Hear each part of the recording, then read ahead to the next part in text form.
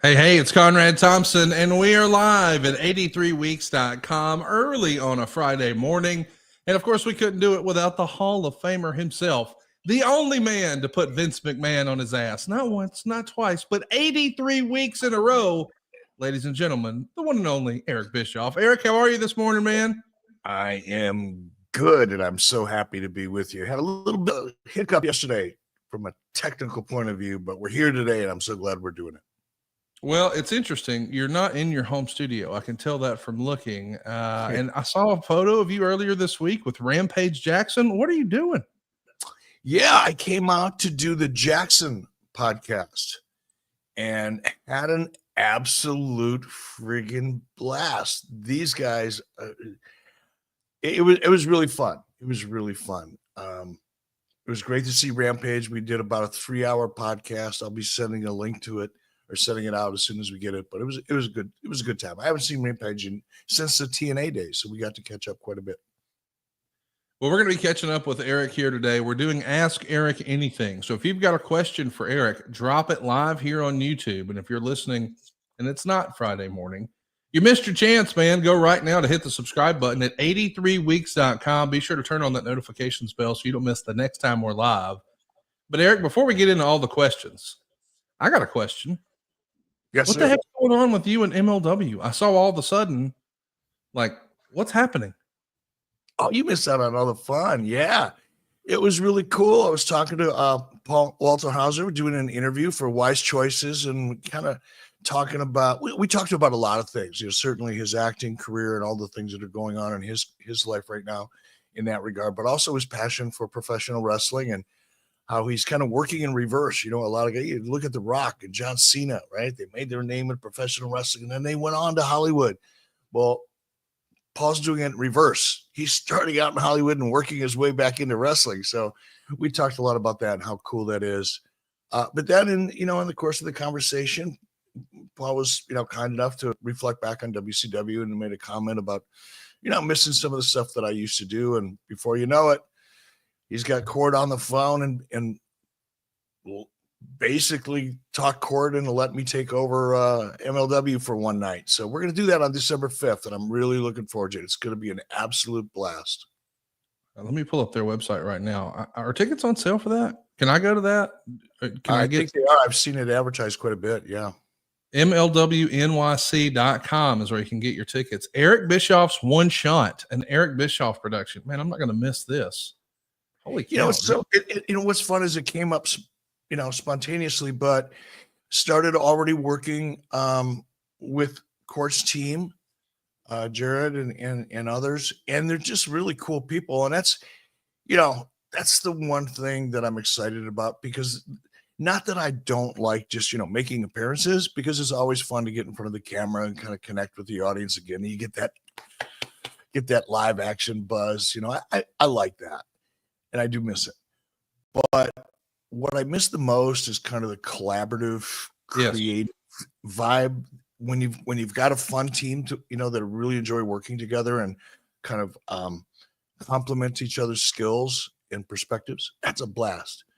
And that's what I'm doing now. So it's just for fun, folks. It's just one night. It's a chance to go in there and leave my fingerprints on the physical product. I'm not just going in to do the general, evil general manager thing anymore. This is a chance to get involved with production, work with David Sahadi, who I worked with at TNA for a long time. David worked in WWE, so it's good. I can't wait.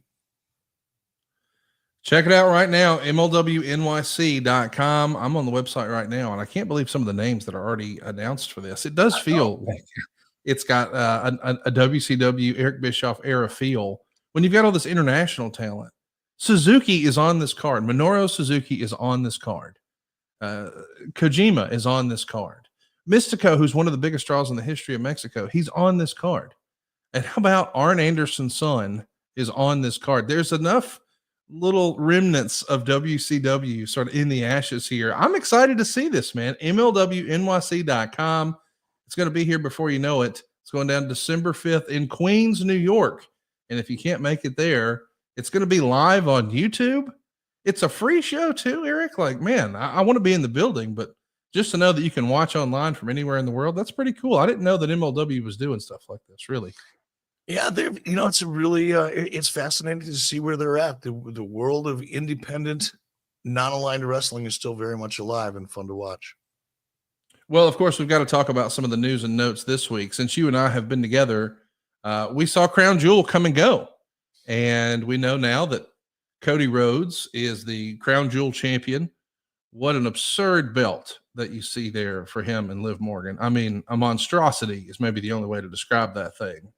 And what a surreal visual to see Cody in the middle of the ring at a Crown Jewel event with all the hardware.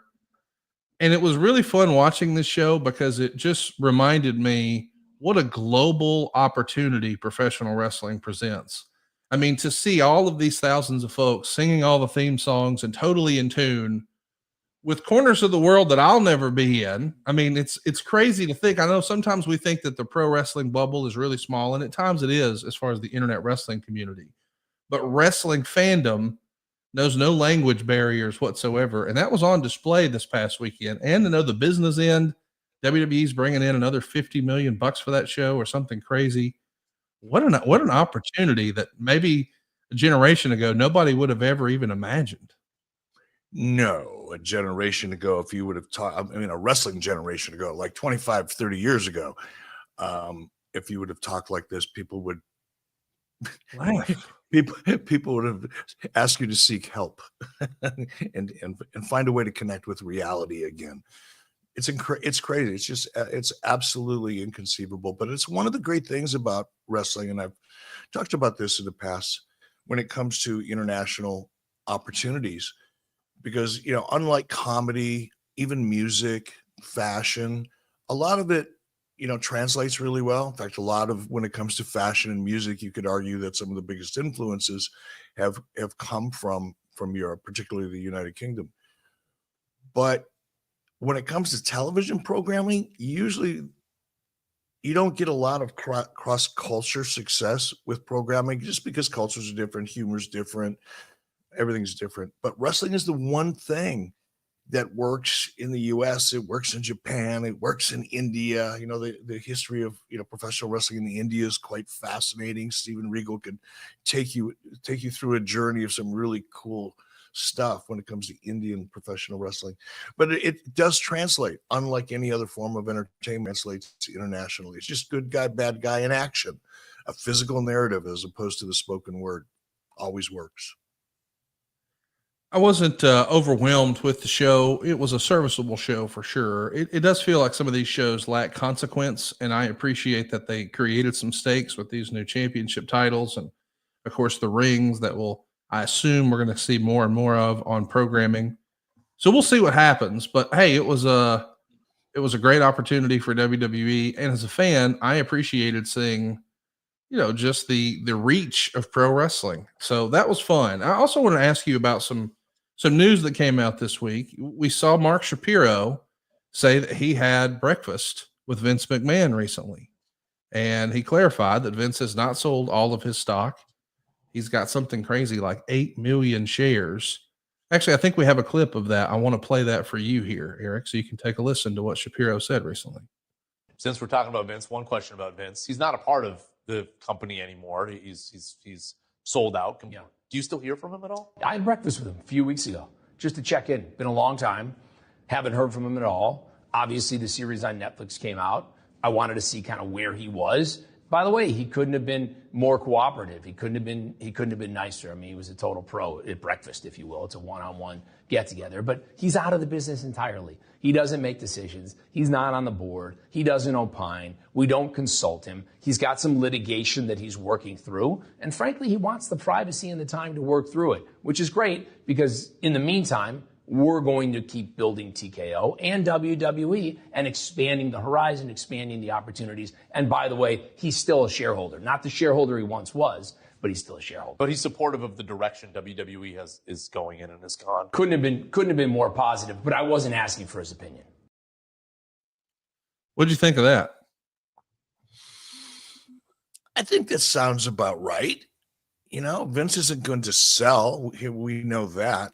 Are we surprised that Vince, put on a happy face and was completely professional in the words of Shapiro? That doesn't surprise me at all. That's Vince. He's a pro's pro, and he's not going to sell. He may have wanted to rip Shapiro's throat out, but the only person that'll know that would be Vince. He wouldn't sell it. So no, look, I hope I take it at face value. There's no reason not to take it at face value. And I hope all of that is true. I hope Vince is chilling.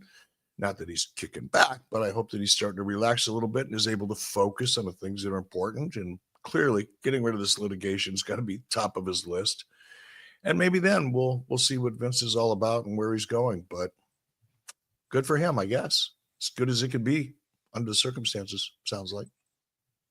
Have you ever known of anyone? Have you ever met anyone personally who's better at compartmentalization than Vince McMahon? No. Yeah. I used to think my wife was pretty good at it. She talked a lot about that when we first, got to know each other, about how she handled certain situations, stress, and all of it. And she talked a lot about that. It's something that she learned how to do in a positive way. But I think Vince probably is an example of so many diverse but intensely unique characteristics, that being one of them. I can't help but draw some parallels to him and some other famous people who had a big week this week. You mentioned the litigation that might be looming. I think a lot of people believe with the news that we got on Tuesday and then the announcement that I believe followed on either Wednesday or Thursday that Linda McMahon is going to be a big part of the new administration here in the United States. Do you think that has any effect? I mean, I think all common sense would say that's probably not bad for Vince. Obviously, neither you nor I are in that lane, but do you have an immediate knee-jerk reaction to that? My first one really had to do with Linda in that role. And look, people can say whatever they want to say about Trump. I'm not here to change anybody's mind or convert anybody into any way of thinking, especially mine. I have a hard time managing it myself. I wouldn't want to share this burden with anybody, trust me. But if loyalty is an important characteristic to someone, I think you have to look at Trump and recognize that for him, possibly, I don't know him, but just based on what you see and hear and observe in this case with Linda, he's a very loyal guy, because it takes a different kind of commitment to commit to someone, for Trump to commit to someone like Linda, put her in such a high profile position when the world knows what's going on in her personal life. Mm-hmm. At least a part of it, a good part of it, the uncomfortable part of it.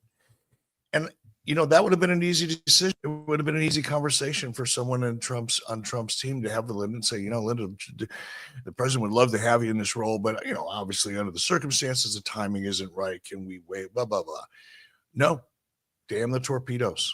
And he's loyal to the person who is loyal to him. And like I said, no matter what you think of him, that is loyalty and integrity is a characteristic that I think doesn't get enough attention.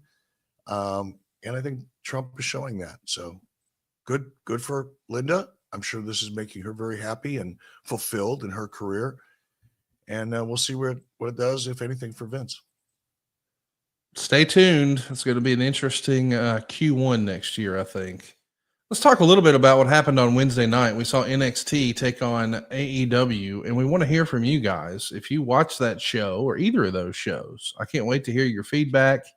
Drop those questions below. But it was an interesting show because we had, for the first time in a while, AEW on a Wednesday night. Now WWE's NXT on a Wednesday night.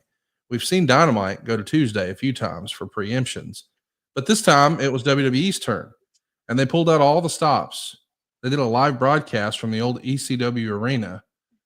WWE there is just a crazy thought to me. And they sprinkled some ECW nostalgia throughout it. We saw Rob Van Dam, and we saw Bully Ray and Devon, and we saw Nunzio and Tony Mamaluke, and we saw Rhino. Lots of cool sort of tip of the cap to ECW and the history in that building with Francine and Dawn Marie, and I'm sure I'm forgetting someone, but it was a fun nostalgia show. And man, it really did a number relative to what AEW did. NXT, the big winner on the overnight ratings. Did you get a chance to catch either show? And were you surprised that an NXT show on a different night in the ECW Arena beat AEW in the ratings? I'll take the latter part first. No, I'm not surprised when I read the ratings at all. NXT is a hotter brand. It's just that simple. So I wasn't surprised at the outcome in terms of the ratings. I didn't know much about it creatively going in, and I wasn't able to see it because I was actually traveling here to Los Angeles on Wednesday. So I did not get a chance to see it, but heard a lot about it, read a lot about it. Congratulations to NXT. Somebody that I know predicted that this was going to happen, like, I don't know, a year ago. Everybody thought he was crazy. What was that cat's name? I can't remember. He's like fucking right all the time, though. I do know that about what I've heard about him. He's like almost always right. I don't know. We'll figure it out. Well, here's what I know. I absolutely loved seeing the WWE show in the ECW Arena. I loved that we got Bubba Ray inviting Devon down because they couldn't find the table. It was a really fun little moment, especially if you know their history and their history with WWE and all back again in the ECW Arena. It was just classic stuff. Speaking of classics, how about true classics just in time for the holidays? Listen, as guys, man, we all have our favorite pair of pants, our favorite joggers, our favorite hoodie, our favorite t-shirt. But that's the trouble. It becomes our favorite.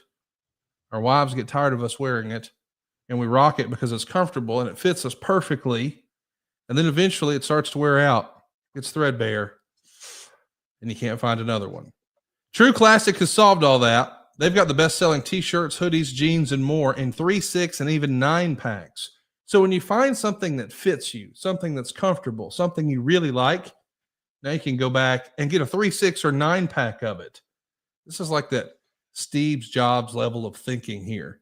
My man wore the same thing every day. He just didn't want to think about it. He just knew he wanted to be comfortable and presentable. That's what True Classics is doing. Premium products at an affordable price.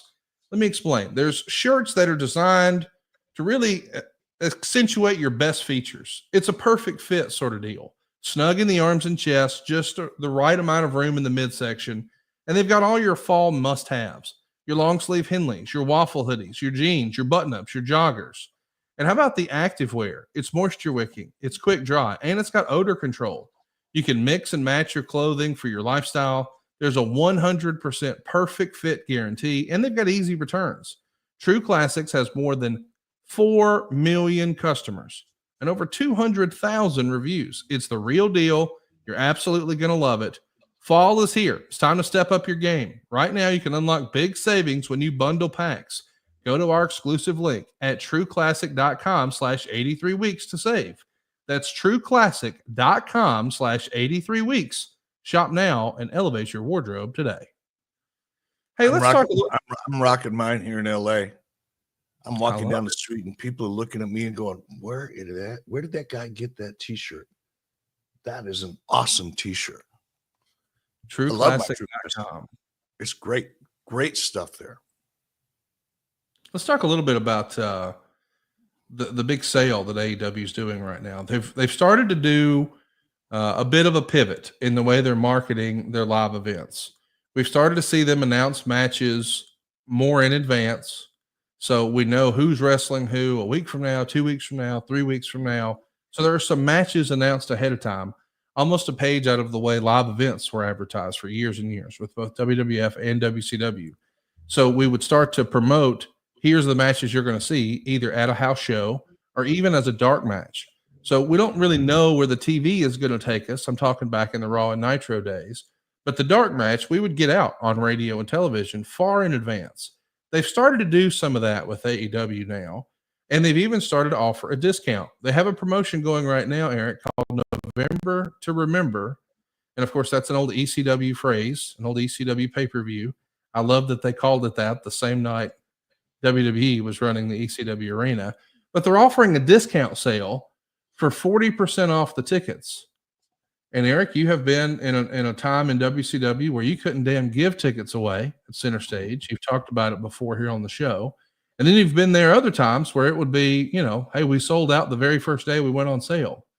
And that was even more impressive back then because people weren't buying tickets online. They weren't buying tickets, through an app on their phone. They had to go stand in line at a box office or call an 800 number until they could get through and give a credit card to an operator and get tickets in the mail. I mean, that feels like 100 years ago, but you were there when you couldn't give them away. And then when you just sold out immediately. And I wonder, what do you think of this? Let's advertise matches in advance and let people know what they're going to see well in advance, at least a match or two. And let's couple that with a 40% discount. What do you think of that right now, Eric? Well, on the surface, it's a good idea, right? They're doing something. They're addressing an issue. So I think anytime you wake up in the morning and you go, I have an issue, let's figure out how to address it. That's at least the beginning of a good day.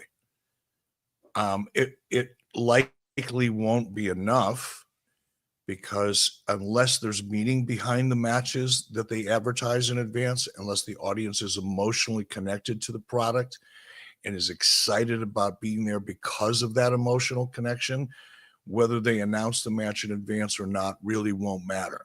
Now, if they are connected and there is a story or there are characters that, that people are genuinely motivated to go out of their way to not only part with cash, that's part of it, but to block out the time and make the commitment to physically be at the venue to watch this, that takes in a commitment beyond just, it happens to be on television, but now they're in my hometown, so I'm going to go check it out.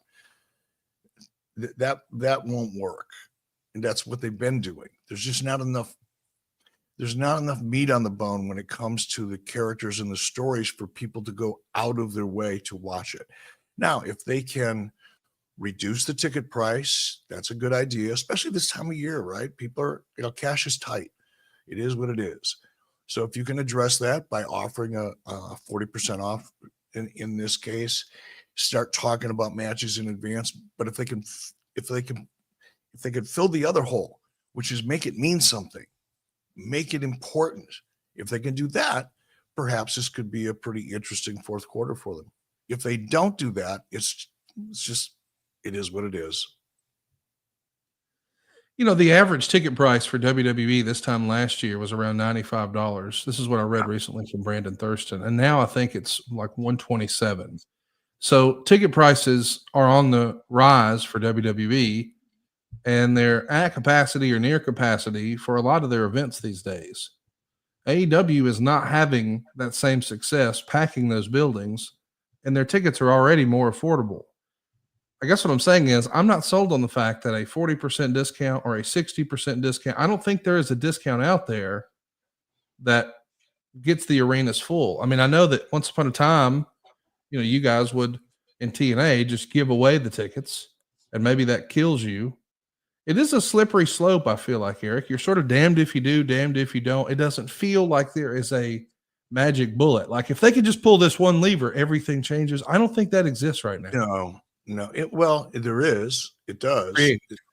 But it all comes down to the quality of the product and whether people are genuinely connected to it or not. Not some, dirt sheet Reddit guy, posting for cage match rankings attention. But I'm talking about, the average semi-regular wrestling fan that just loves to be entertained by professional wrestling. 98.9% of them of the audience. We'll see. That's the one thing that they could do. And I just don't think that Tony's capable. Number one, I don't think he's capable himself. It's just not a skill that he was born with. He has probably been born with a lot of other skills that I don't have and you don't have. And he should be focusing on the things that he's really good at and let go of the things that he's not. But he's not going to do that. I can't wait to see what's next for AEW. It does feel like they're going to have to start shifting it into high gear because they've got this big stadium event coming up next year in Texas. And that's going to be a real interesting test for AEW because we've seen them sort of rise to the occasion internationally. And now they're going to try to do that domestically. And that actually brings up a question that we got from our live studio audience here today. Michael Stutler says, I'm sorry, my apologies. Lucas Kinzer says, what nation or nations do you think are an untapped or underserved market for a big show, similar to what WWE has done in Saudi or Australia? Well, we know AEW is going to try their hand in Australia in the first quarter next year. Is there another international opportunity that you think could be exciting for AEW? For AEW, I Yes. don't know what kind of television they have internationally. Look, Australia is cool because it's so much like the US in terms of the culture and the way the culture responds to promotion and advertising. It's very, very similar to the US audience in that regard. If I was Tony Khan, I would be I'd be focusing on India, and nobody's really quite figured it out yet, at least not to the extent that the market potential should dictate. It's a big market. I read somewhere that there's 350 million people in the United States, right? Men, women, and children, according to census, close to it. 350 million people in the US. There are 350 million active WWE fans in India. So I don't know that WWE's quite figured it out. Certainly AEW hasn't probably been around long enough to attempt it to figure it out. But somebody's going to figure out that market and figure out the combination of things that work. Figure out how to tap into the native Indian culture and understand what excites them and motivates them. I was talking to Bret Sundrason the other day, and he and I are working on this. We call it bumps and stumps, bumps for wrestling and stumps for cricket, where it's kind of combined cricket professional wrestling show targeted for the Indian audience, really. And we're just playing around with the format and things like that. But I've learned a lot, in talking to Bret about cricket, but also he's a massive wrestling fan and is very familiar with, the history of professional wrestling in India and the evolution of television and wrestling on television in India and the timing. But he pointed out to me that, a lot of times, like Jinder Mahal, for example, he comes in as, a caricature of almost a silly Bollywood parody. And of course, the Indians in India don't really dig that. It's not interesting to them. It's kind of silly to them. So if you could really figure out what kind of a character do Indians respond to, because we're all different culturally, that matters. But figure out how to really tap into the psychology of the Indian audience and give them what they want. It would be awesome. Be really interesting. That's what I would focus on if I was Tony. Do the research, man. Figure it out. It could change your world overnight, kind of. It is crazy to think what we just started the show talking about Crown Jewel and what a huge opportunity wrestling represents just globally. It's going to be interesting to see. Is there another country out there that these wrestling companies can see massive success? And I know that they're always looking for the next big thing. Coach Rosie's with us here live today, and he says, Eric, what do you think about the new WWE ID training program?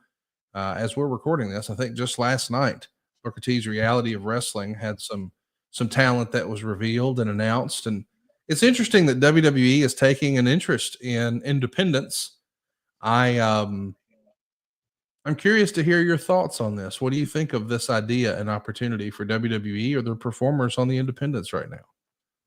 I think the focus on the independent scene is natural. I think it's exciting. I think it's only going to continue to feed the interest in and commitment to independent wrestling around the country. More and more people are going to want to do it. That's great. It's a very interesting scene, and the fact that WWE is looking to the independent scene and the marketplace for talent and developing talent. It's good for everybody, man. It's good for the talent themselves, because there's an increased opportunity to be noticed, and that's what it comes down to. And there's a little bit of a structure and a process if you're one of these schools where you can get a little bit of exposure that you would otherwise not get. It's great for the fans on the independent scene because they're going and they're watching these young kids and women as they're developing. And, you wonder, are they going to be the next big, professional wrestling superstar, whether it's in WWE or AEW or MLW or anywhere else? You get to watch them be. It's kind of like, AAA ball clubs and farm teams and shit like that. So I think it's really cool. I think everybody wins. And I think WWE ultimately, by keeping a closer eye and maybe just being a little more connected to the indie scene, will probably get first looks at some pretty interesting talent that'll just help them feed the machine for the future. I want to follow up on that in two ways. One, I want to ask, I know there was some negativity when this was first announced because years ago, WWE tried to do something with independents over in the UK. And folks over there would say, boy, WWE just wrecked the European independent scene, just totally ravaged it. And what was left behind was not the booming business that it was at first. I would say, if I'm trying to be the delusional optimist that Jeff Jarrett calls me sometimes, perhaps that was the old regime. That was a Vince McMahon led WWE. This is a whole new ballgame now with TKO and Triple H. Would you agree with that?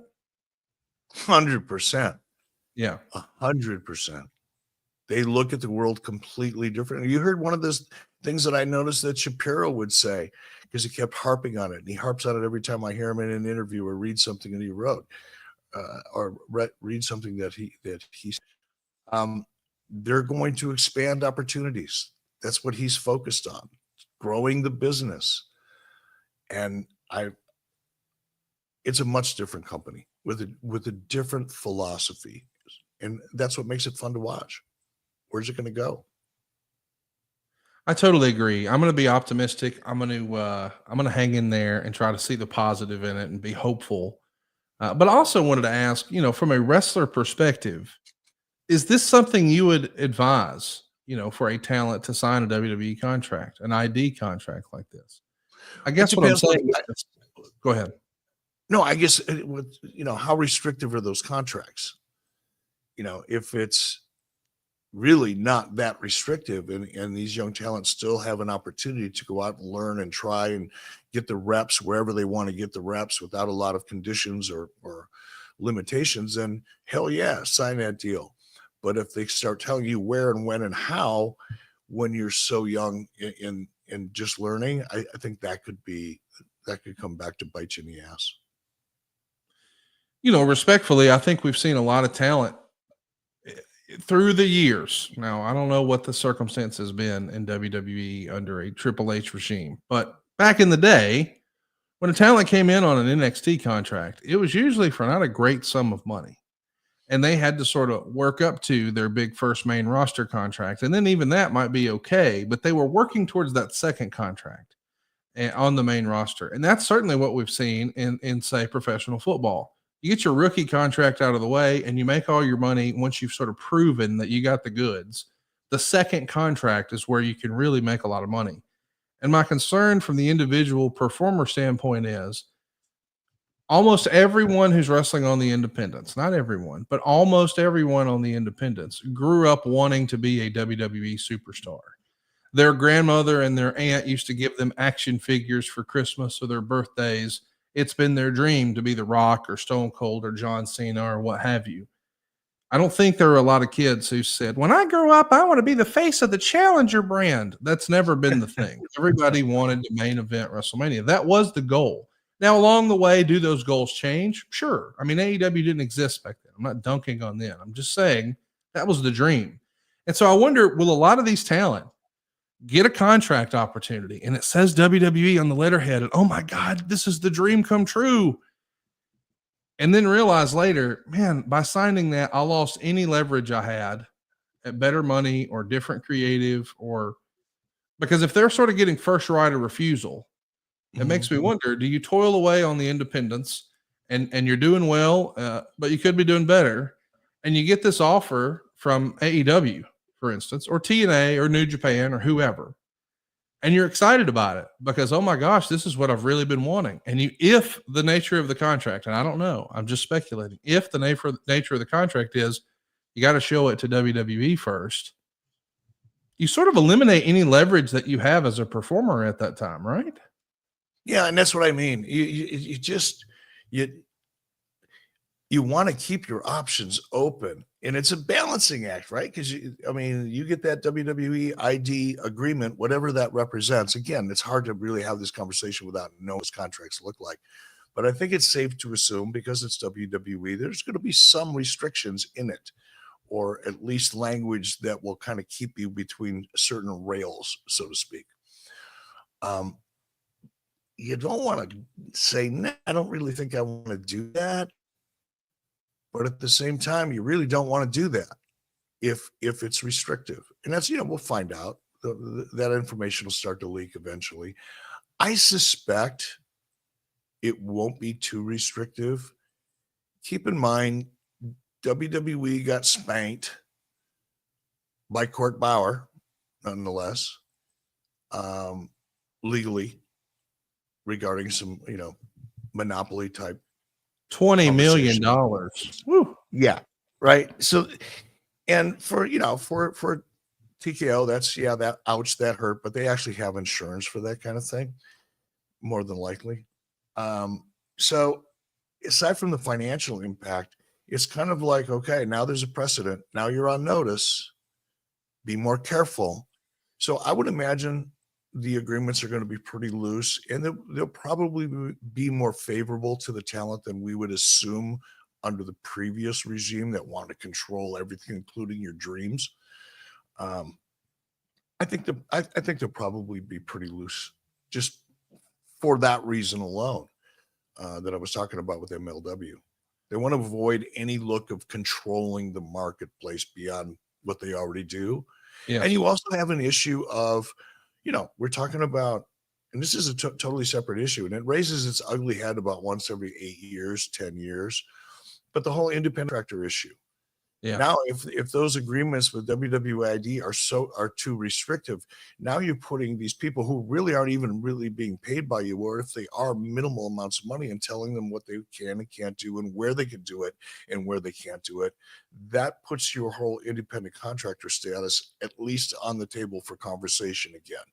And you don't want that conversation too regularly, because it's just a matter of time before it gets too much attention. I totally agree. Those are great points, Eric. I'll be honest, I hadn't even really considered the independent contractor discussion, but that is going to become part of the discussion.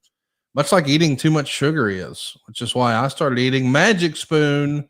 Listen, as a kid, we all sat down with a big bowl of cereal and enjoyed our Saturday morning wrestling. But then as an adult, you realize, hey, I probably don't need to be eating all that sugar first thing in the morning. What we need is protein.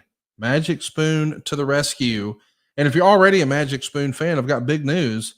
Magic Spoon has turned their super popular cereal bars into high protein treats that taste just like the ones Mom used to make, except they're not bad for you. How about that? Every serving of Magic Spoon cereal has 13 grams of protein, 0 grams of sugar, and 4 grams of net carbs, so you can feel good about what you're eating. The most popular flavors are fruity and cocoa, but there's so many more. And by the way, Magic Spoon's brand new treats are crispy, crunchy, airy, and an easy way to get 12 grams of protein on the go. And now, for the first time ever, Magic Spoon treats are available in grocery stores with delicious flavors like marshmallow and chocolatey peanut butter. They've also got blueberry muffin, but man, my favorite is double chocolate. As a matter of fact, I double dog dare you to try the double chocolate and tell me you don't love it. That's to everyone's taste. I've not found anyone who doesn't think that thing is unbelievable. Go out of your way to check it out and get $5 off your next order at magicspoon.com/83weeks. You can even look for Magic Spoon on Amazon or in your nearest grocery store. That's magicspoon.com/83weeks for $5 off. Magic Spoon, hold on to the dream. By the way, Eric, I know that people can buy it on Amazon and they can buy it in the grocery store, but it is cheaper when you use our link. We've got it in the description today. It's magicspoon.com/83weeks. It'll really help the show and save you some dough. magicspoon.com/83weeks. Hey, I wanted to ask you one more thing before we move on to some of the questions that we got from fans. I don't know if you saw last week, because I know you're not a college football junkie like I am, but there's college football, there's game day that everybody watches on ESPN, but there's another sort of countdown show in the morning on the SEC network that's called SEC Nation. And last weekend, Georgia played Florida, and to my surprise, Florida hung around. Florida's icon, of course, is Tim Tebow, and he's one of the talking heads on SEC Nation. And he, of course, had the big Florida Gators belt over his shoulder, and that's an item that Fanatics sells. So Michael Rubin's getting money left and right. Here we go. And then here comes Bill Goldberg to represent the Georgia Bulldogs for that matchup. And he, too, has one of those Fanatics Georgia Bulldog belts on his shoulder. And I don't know that this was intentional. Maybe it was, but it doesn't seem like WWE's been promoting it. But Goldberg, in a conversation there, says, yeah, I'm having my retirement match next year. And they show a clip of him and his jaw jacking with Gunther that you and I saw at that pay-per-view a few weeks ago and we discussed. And he said, and if you're seeing that, you can probably guess who my opponent might be. And when you take a look at next year, you can't help but wonder, WrestleMania, 2 nights, one of those matches being Goldberg's last match. I mean, Ric Flair had one of the greatest WrestleMania retirement send-offs of all time. Do you think we're going to see Goldberg retire at WrestleMania next year? What do you think of that? I hope we do. I hope Bill gets that opportunity. I think with Triple H and the team in place at the helm, it'll probably turn out to be pretty good, pretty entertaining. It sounds exciting. You know, it sounds like a fun thing to be a part of WrestleMania. We'll see.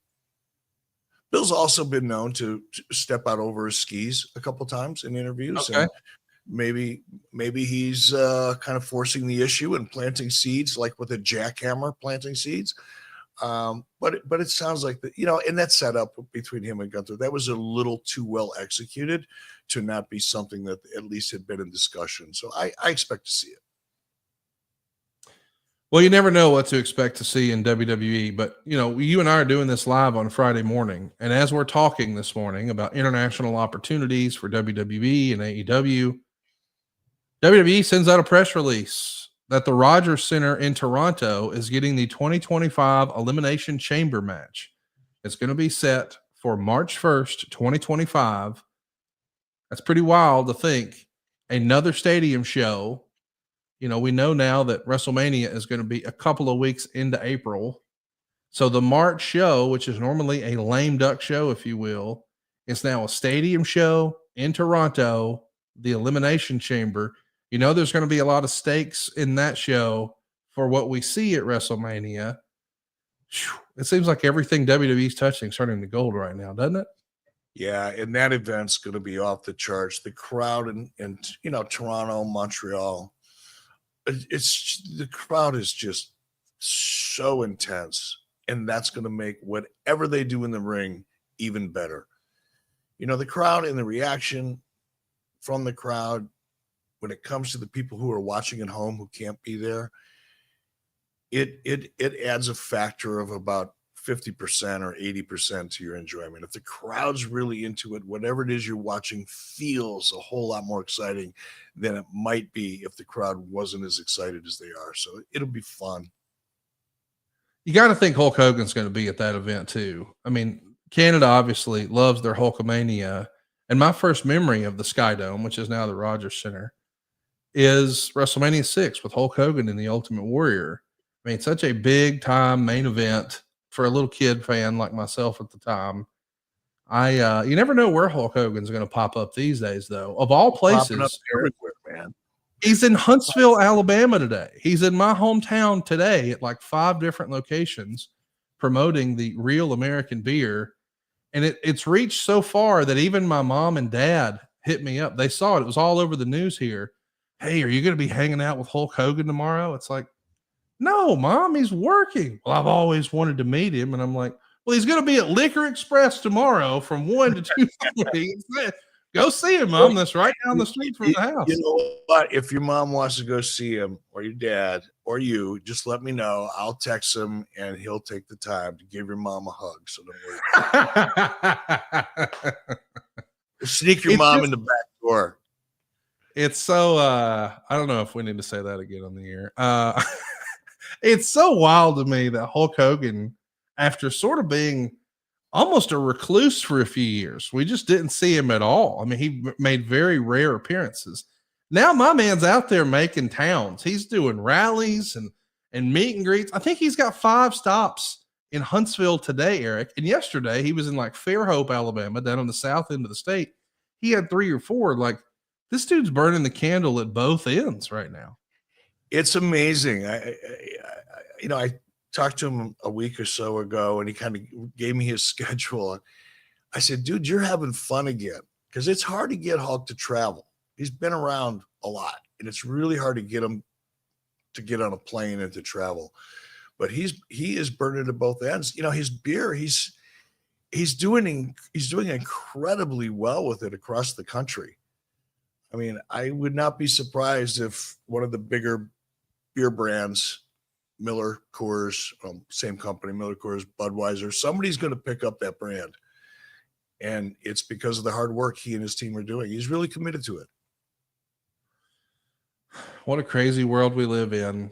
We're going to get right into our topic today. But before we do, I want to mention that one of the highlights at last year's or earlier this year's Top Guy Weekend was when we had Jason Hervey come in and chat with you. It was the first time you guys caught up in a long time.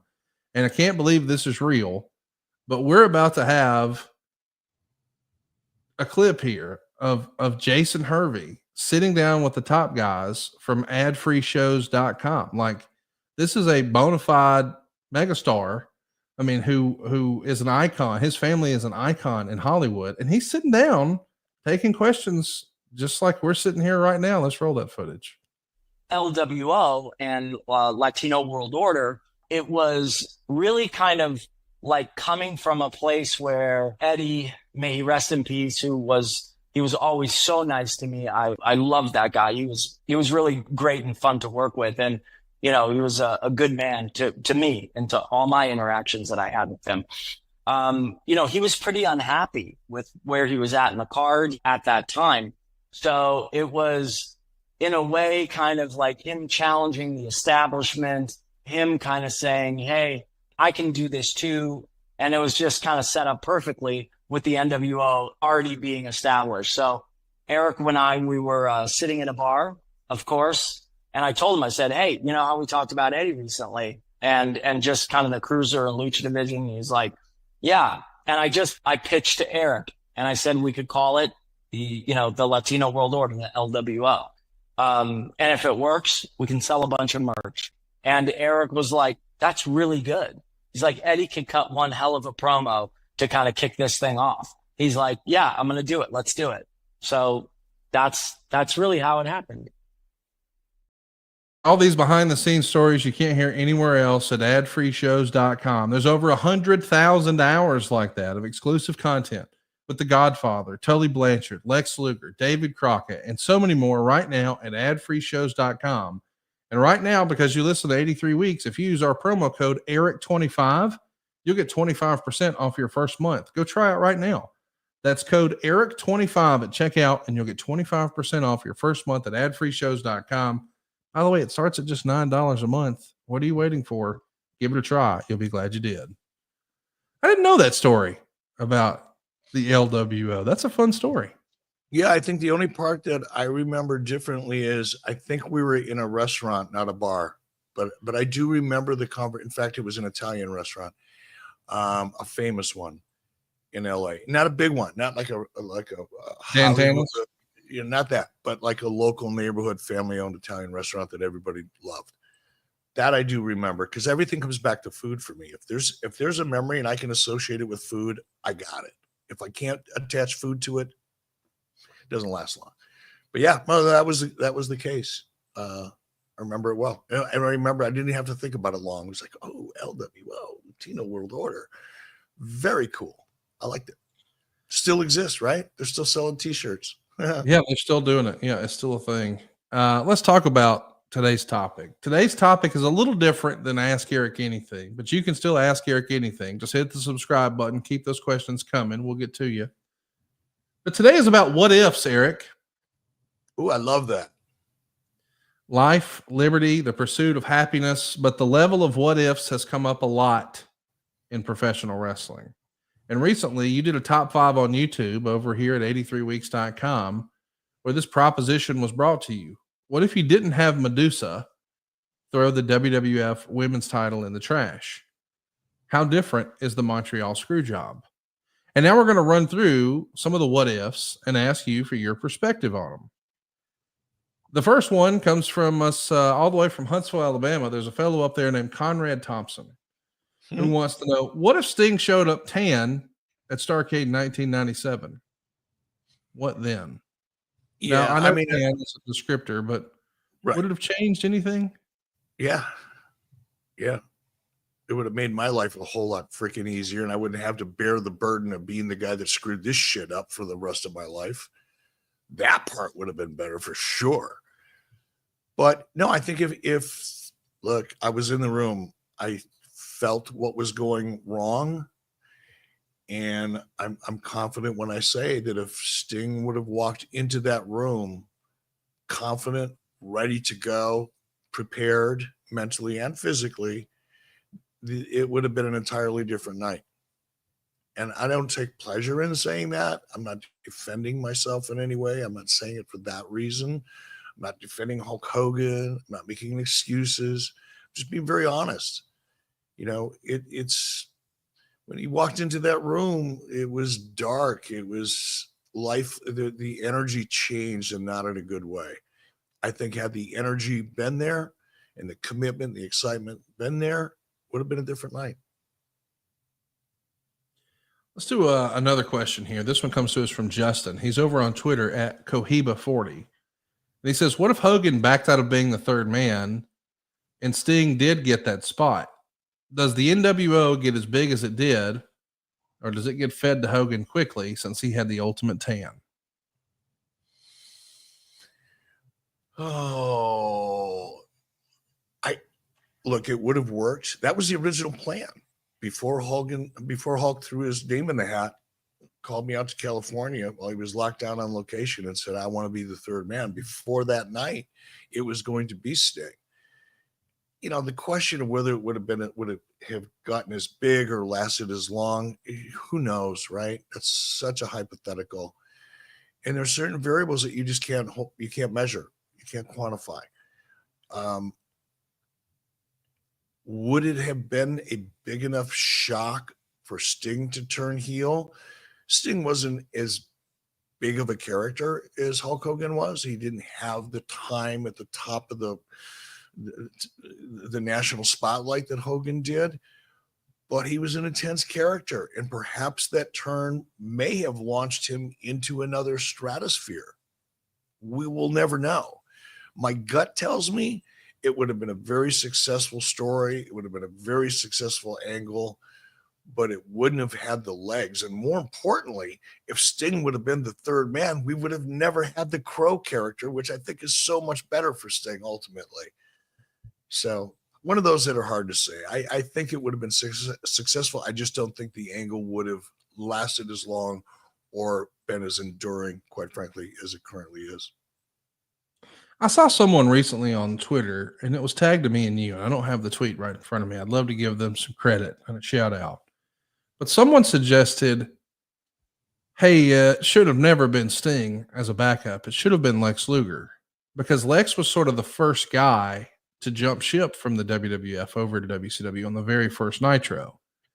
So maybe you could have positioned it like he was the first to infiltrate WCW and then bring Kevin Nash and Scott Hall along, because the stories are similar in that you've established before here. Kevin Nash and Scott Hall played Vinny Vegas and Diamond Stud, and they felt disrespected and passed over and what have you in WCW. So they went to the WWF, and now they're back to extract some revenge. Lex Luger had a similar circumstance. He starts in WCW, goes to the WWF, comes back. Lex Luger being the third man could have actually worked. And I know we stretchered him off, But if that changes in the course of the match, that might have worked. It could have, but that would have been more obvious. You know what I mean? Because it makes sense on paper, because of Lex's association with WWE and the parallels with him and Scott and WCW, for all the reasons that I agree with that make a very interesting backstory, it also makes it a little bit predictable, which doesn't mean it wouldn't have worked. No, it would have worked. Lex would have made perfectly good sense. But I just can't imagine too many people, if they think about it, would think that Lex, even though it made tremendous sense, would have had the same impact as the shock and awe of Hogan turning heel, because nobody expected that one. Ed Burkeen over on Twitter, he jokingly says, what if Mabel was the third man? I mean, I know that has become a gag here years ago on the show, but if Mabel had a spot in WCW, I mean, he was a natural fit for the Dungeon of Doom, wasn't he? Yeah, maybe. Kevin Sullivan would have loved to work with him. Yeah, for sure. Tigers at the Aquarium, at Aquarium Tigers over on Twitter, wants to know, Eric, what if Shawn Michaels had been the one to leave the WWF instead of Bret? Yeah, another interesting one. You know, I don't know where Shawn was at in terms of his personal challenges in 90. When did Bret come over? 97? He's gone from WWE 4 months later. So there's your answer. Yeah. Yeah, I would have rather not had that experience at that time. You know, now Shawn healthy, much like, you know, when Scott Hall was clean and sober and really on his game, probably amazing to be around and a wealth of knowledge and creativity. But during that period of time, I didn't need any more stress than I already had. It would have been pretty crazy to think that there was at least in an alternate universe a match on Nitro with Eddie Guerrero versus Shawn Michaels. Wow. With Rey Mysterio versus Shawn Michaels, with Ultimo Dragon versus Shawn Michaels, with Sting versus Shawn Michaels. Like, there's a whole lot of fun what ifs of Shawn Michaels in WCW. Is there one match that you think, just as a wrestling fan, hey, that would be a great match? And then is there a story that you think, boy, that could have really worked? I know I'm putting you on the spot, but yeah, the story, I can't pull a story, you know, out of my hat, so to speak. But I mean, when you said Eddie Guerrero, Shawn Michaels, just you saying that created an image in my head that was pretty exciting for a brief moment. That would have been, I just don't even know how cool that would have been. It's hard to imagine how great that match could have been. Rey Mysterio, not quite as much. I think I would have preferred Eddie of the two. Eddie and for sure would have been my kind of match, much more so than Rey. But yeah, it's pretty cool. It's interesting to think too, if you recall, based on the rumor and innuendo, when Vince McMahon really wanted the Macho Man to move out of the ring and get behind the announce desk, he still wanted to wrestle. And allegedly, he was really eyeing a feud with Shawn Michaels. And that was way back in 94. So to think in 98, when Shawn had already been established as a top guy, now instead of Macho trying to bring him up, the idea that we saw a 1998 Macho Man against Shawn Michaels, that could have been fun. I mean, 98 Shawn Michaels versus Ric Flair could have been fun. There's a lot of fun what ifs, man. Yeah. But you would have had to pull it up with Shawn Michaels in an That's true. Was already challenging. So that's kind of like saying, man, what if I would have just been walking by that convenience store that just happened to sell that $500 million lottery ticket? What if I just happened to walk in and, you know, buy a bottle of water and some Doritos and bought a lottery ticket instead of that guy or that woman? Sure, you can go down that rabbit hole if you want. But for me, it was like, could I tolerate what could I add another layer of chaos into an already chaotic situation with some of the talent I had at the time? No, thank you. I barely survived what I did. It would be interesting to think, because if Shawn comes over in 97, that would have been before you showed Sean Waltman the door. So you would have kind of had the clique back together. And if they were all a part of the NWO just becomes the clique at that point. Yeah, that's pretty cool. Yeah. Where were you when I needed you? I might have tolerated Shawn. I might have found a way to deal with it. Imagine if they split off at that point, and the NWO Black and White is Hogan and Savage and the Giant and things like that. And you've got some great, if you've got some meat on the bone backstory, you could go a number of different ways with that too. That's fun. Because then the Wolfpack becomes the Clique. So now you've got sort of the old guard versus the Wolfpack. We don't need Sting in there anymore or Lex Luger. It could just be the Clique version. Kind of a fun what if here on 83 Weeks Today. We can have a lot of fun in this rabbit hole. What we need to do is we need to break out some cocktails and do like a boozy 83 weeks where we talk about these what ifs, and maybe we have some special guests. But before we do that, I know you and I are reaching for our Zbiotics.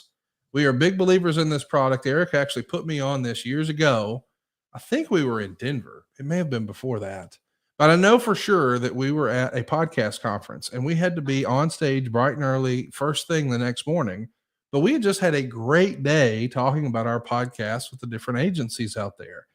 And Eric said, hey, let's go belly up to the bar and have a few drinks. And then he reached down in his bag and he pulled out Zbiotics. And it's a game-changing product that we're using now before a night out with drinks. And let's just be honest, after a night out with drinks, we don't bounce back the next day like we used to. So we have to make a choice. Do we want to have a great night or a great next day? That is until we found out about pre-alcohol. Let me explain. Zbiotics pre-alcohol probiotic drink is the world's first genetically engineered probiotic. It was invented by PhD scientists to tackle rough mornings after drinking. Here's how it works. When you drink alcohol, it gets converted into a toxic byproduct in the gut. It's this byproduct, not dehydration, that's to blame for your rough next day. Pre-alcohol produces an enzyme to break this byproduct down. Just remember to make Zbiotics your first drink of the night, drink responsibly, and you'll feel your best tomorrow. We've told the story 1,000 times. Eric and I were on stage the next morning, bright and early, feeling better than ever. I give all the credit to Zbiotics. I have it now with me. I travel with it. I've got some in my car. I've got it in the kitchen. I may even start having my favorite watering hole. Just keep some there for me. If you've kept hearing about pre-alcohol like I have, and you wondered what it was actually like, let me just tell you, now that I've tried it, I get what all the buzz is about. And with their GMO technology, Zbiotics is continuing to invent probiotics that will help with everyday challenges of modern living. Go right now to zbiotics.com/83weeks to learn more and get 15% off your first order when you use the code 83weeks at checkout. Zbiotics is backed with a 100% money-back guarantee. So if you're unsatisfied for any reason, they'll refund your money, no questions asked. Remember to head to zbiotics.com/83weeks and use our code 83weeks at checkout for 15% off. Eric, we got to do another question here. This one is from Josh Henney. What if you left the AWA and never entered the business again? What do you think your life would have looked like? Like if I saw another what if that said, hey, what if Vern didn't go for the Ninja Stars opportunity? Like if that was it, do you think you still would have pursued wrestling, or would you have pursued? Yeah. No, I mean, wrestling was not anything that I never once in my life, for even a brief moment, even fantasizing as a kid at the peak of my wrestling fandom, which I would pin at about 15 or 16 years old in Minnesota, watching the AWA. Not even then did it ever cross my mind. And I've always been a hustler. I've always been an entrepreneur. I've always been looking for that next really cool opportunity, something that excites me to get up in the morning and attack the day. That's what I live for, right? And the hunt. I love the hunt. I love the chase. But at no point during the peak of my hunting and chasing and gathering inclinations did I ever think about stepping foot inside of the professional wrestling business in any way, shape, or form. As a writer, I was never big enough. I wasn't any potential for a character in the ring. So I never saw myself as that. And I didn't know enough about the business side of it to even consider it. So no, I would have ended up in sales of some kind I was a sales manager for a food processor. I had at any one time, I usually had about 12 to 16, 18 salespeople working for me. I hired them. I trained them. I worked with them, to develop their skills. And I did that for a couple of years and was pretty good at it. A lot of the salespeople I hired were older salespeople from different, corporate sales functions. And I really was able to teach them a lot and become productive. And I love that process. It's like developing talent. It's no different than I think directing talent backstage in terms of the satisfaction that I was getting out of that. So I think I probably definitely would have stayed in some kind of a sales capacity. It's just a question of what, who knows what I would have been selling. Friend of the show, Florida Man at Dave in the HSV on Twitter wants to know, what if only one of either Hall or Nash jumped over to WCW instead of both? What would the direction have been for just one outsider? I don't know. What could it have been? We could have possibly figured out another angle to create the NWO story. It would have been different than, wait till my big buddy shows up next week. There wasn't much of a tease or a mystery when it came to Kevin. There was about a week's worth or 2 weeks worth at the most. So it wasn't a mystery kind of play, which means we could have done something else and maybe set up the NWO without Kevin Nash. It would have been not nearly as good, clearly, and it was powerful, but I think we still could have. Beyond that, I don't know, man. We'd have that one requires a long show and a couple beers before I can shift into that gear and just start spitting that idea off the top of my head. Median5 on Twitter wants to know, what if Hogan didn't join WCW in 94? Boy, that changes everything, doesn't it? Yeah, it sure does. It sure does. If Hogan would have passed, would Ted Turner have been determined to go head to head with WWE without Hogan? That's my point. I think Nitro doesn't exist without Hogan. Yeah, that's what I was going to try to back into. And I think you're absolutely right. I agree with you. That's fascinating to me to think about. Hey, here's a great question. Aldo Manuel Banda says, what if instead of going to WCW, Eric went to the UFC after leaving the AWA? Now, the timeline doesn't exactly line up, but let's pretend that the AWA goes out of business. You're trying to work some sales gimmicks and do your thing and making ends meet, as you've discussed before on the show. And then the UFC comes on, and man, it's a force. And knowing your fighting background, and I mean, you were in karate tournaments on ESPN or kickboxing tournaments, whatever. The point is, that feels like that would have been right up your alley, more so than even professional wrestling. In an alternate universe, I could have seen you being a part of the early UFC team, pre even Dana White coming aboard, right? It's funny, when I was doing the Jackson podcast, that's JAXXON. They make some badass jewelry too, by the way. These guys are so fascinating. They're a big jewelry company, lifestyle company, but they've created a podcast and they've built an MMA gym. They've got boxing trainers in there. It's just this whole lifestyle brand, and they decided they wanted to create a podcast to support it, and they're just killing it. They're doing so great.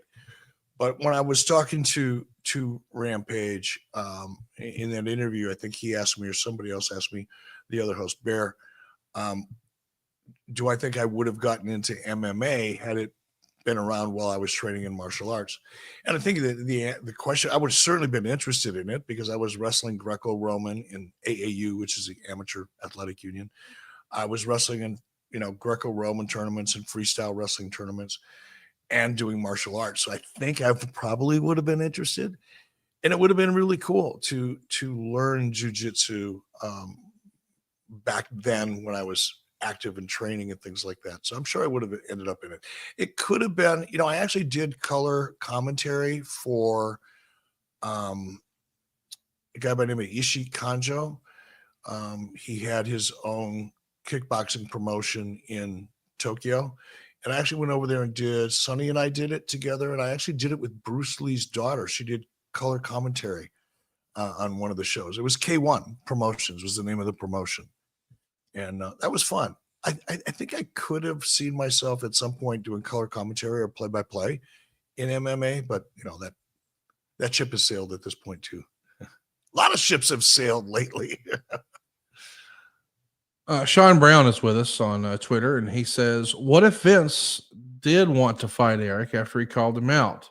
Would they try to make a singular pay-per-view out of it? Would it have been a work or a shoot? Or would it have just been a schmoz with the boys coming in to hold everyone back? Like, I know that you were in a different state of mind back then that you are now. That is such a nice way to say it. Well, I just know. I mean, let's just be honest. Eric then has handled things a lot differently than Eric now would. And I can't help but think Eric now would think, hey, is there a chance that we could actually agree to disagree and do a joint pay-per-view and split the pro? Like, it does feel like a big opportunity if you could have, at the height of the Monday Night Wars in 1998, worked together, right? I mean, theoretically, yeah. But yeah, practically, it wasn't going to happen. I mean, not just because of me. I mean, Vince would have never done it. And had he showed up and there'd have been a fight, it would have been a fight. It would have been a work. Who knows how it would have turned out? I have my own opinions about that, but it doesn't matter because it's silly at this point. But it would have, without any question, it would have been hugely successful and it would have been fun. No matter how badly I got my ass kicked, it still would have been fun and it would have been great TV. And by the way, I wouldn't have got my ass kicked anyway. It's so fun to think about, what if like this. Frankie Lopez says, what if Vader didn't get fired due to his attitude and won against Hogan for the big gold? Like, think about that. If we had Vader through Nitro, he doesn't jump ship. He's there for the Monday Night War. He's there for the NWO. He's there for the Rise of Austin on the other channel. That's a great idea. I mean, WWE respectfully did not do much at all with Vader. I mean, by September of 96, it was over for him. So you're talking about like a year. He had like a year, and that includes time he was off with the shoulder surgery and all that. And it was just never the same.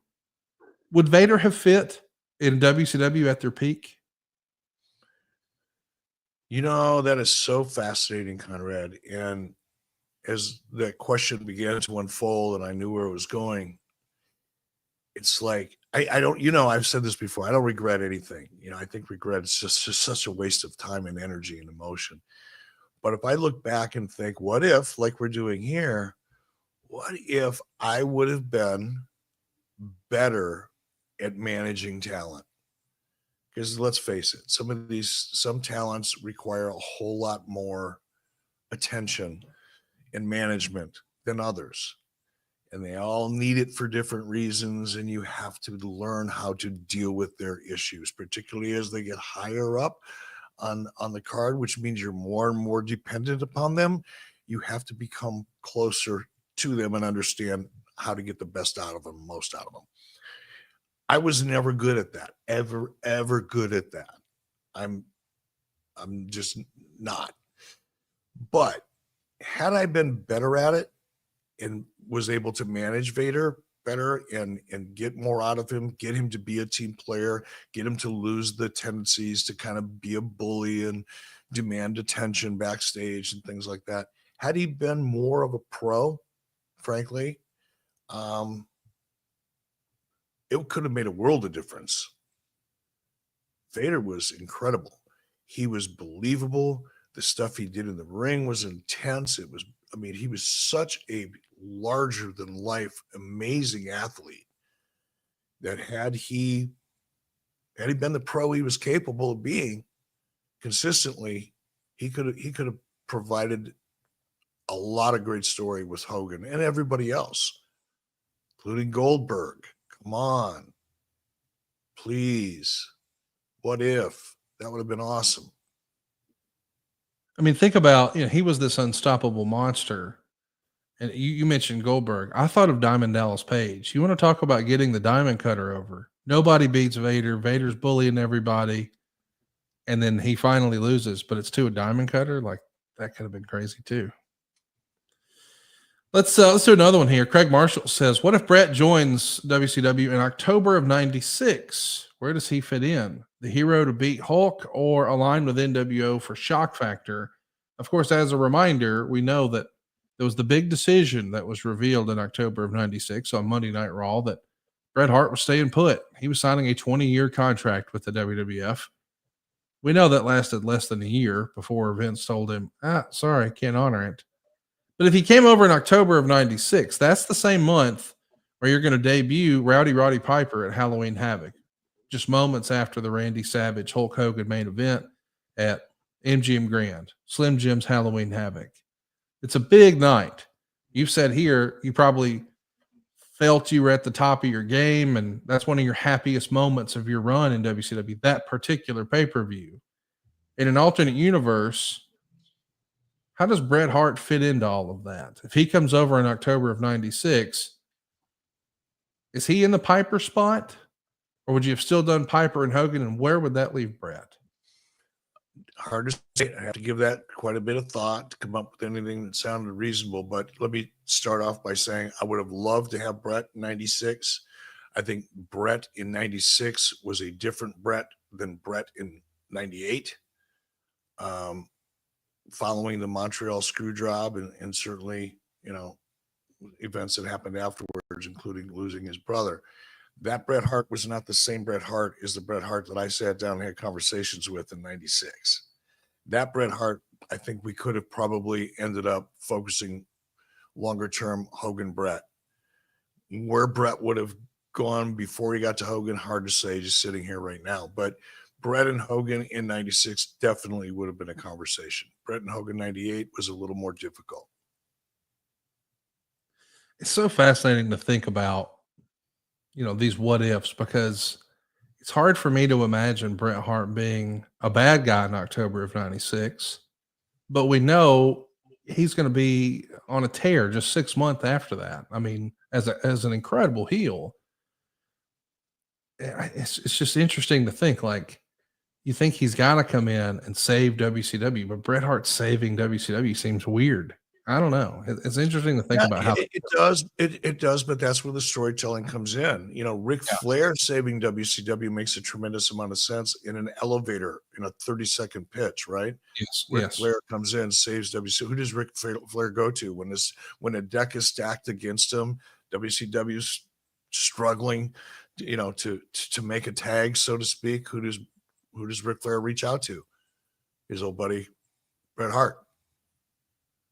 Tag in Bret. I mean, there's a way. You could tell that story. You could talk about the fact that Bret and Ric Flair saw the wrestling business much the same way. Yeah, they've taken different paths. Yeah, they're different characters, but deep down inside, because of the respect that Ric Flair has for Stu Hart and the Hart family tradition and what that represents to the industry, all of a sudden now you've got an emotional story between Bret and Rick, and you can make it make sense. It's not that hard if you try.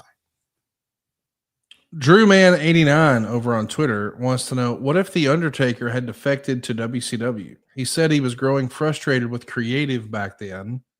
I think everybody was.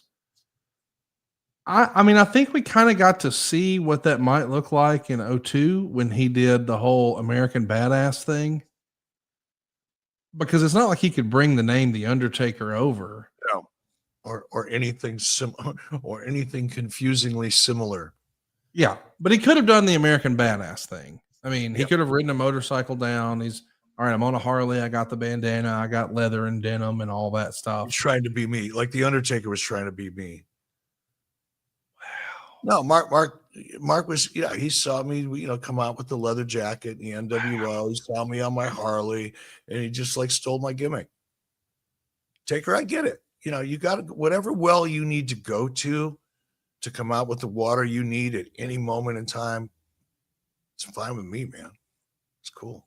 You're welcome, by the way. He would have had a blast at Hog Wild. I mean, we know that for sure.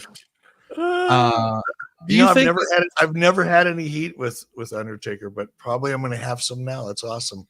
I don't think you have any now. I mean, first of all, he copied your style on the motorcycle. That's been well established.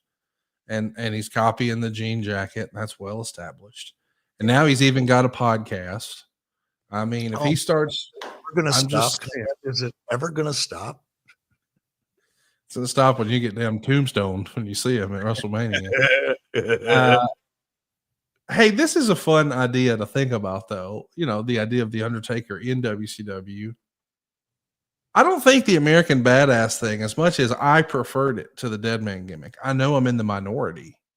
I know that the Undertaker being the phenom and the music and the mood lighting, and I mean, it was all such a fantastic presentation. It guaranteed success and a lifelong following, and he pulled it off brilliantly. I mean, he is the Undertaker. It's hard to imagine anybody else making the undead zombie character known as the Undertaker work for a year, much less multiple decades.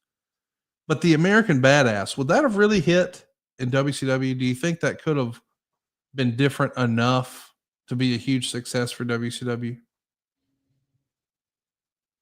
Yeah. I mean, that was, again, timing. That's what I was thinking about, the timing. That character could have worked because it was the reality that we were really striving for in many, if not all, but a lot of our characters and stories were intentionally designed to appeal to an older male demo. And I think that American Badass character definitely would have played into the target audience we had at the time. Particularly because it was a fresh idea. It was relevant at that time. I mean, Kid Rock had an album out called American Badass, I think. There was that point in time where it's almost like where hip hop and rap and rock kind of converged more so than it had previously. More and more of that type of music, that Kid Rock style of music that kind of merges hip hop and rock, was becoming more prevalent, I think. Movies kind of characters were leaning in that direction as well. So I think the timing would have dictated the success, but I think it would have really worked in WCW because of where we were going.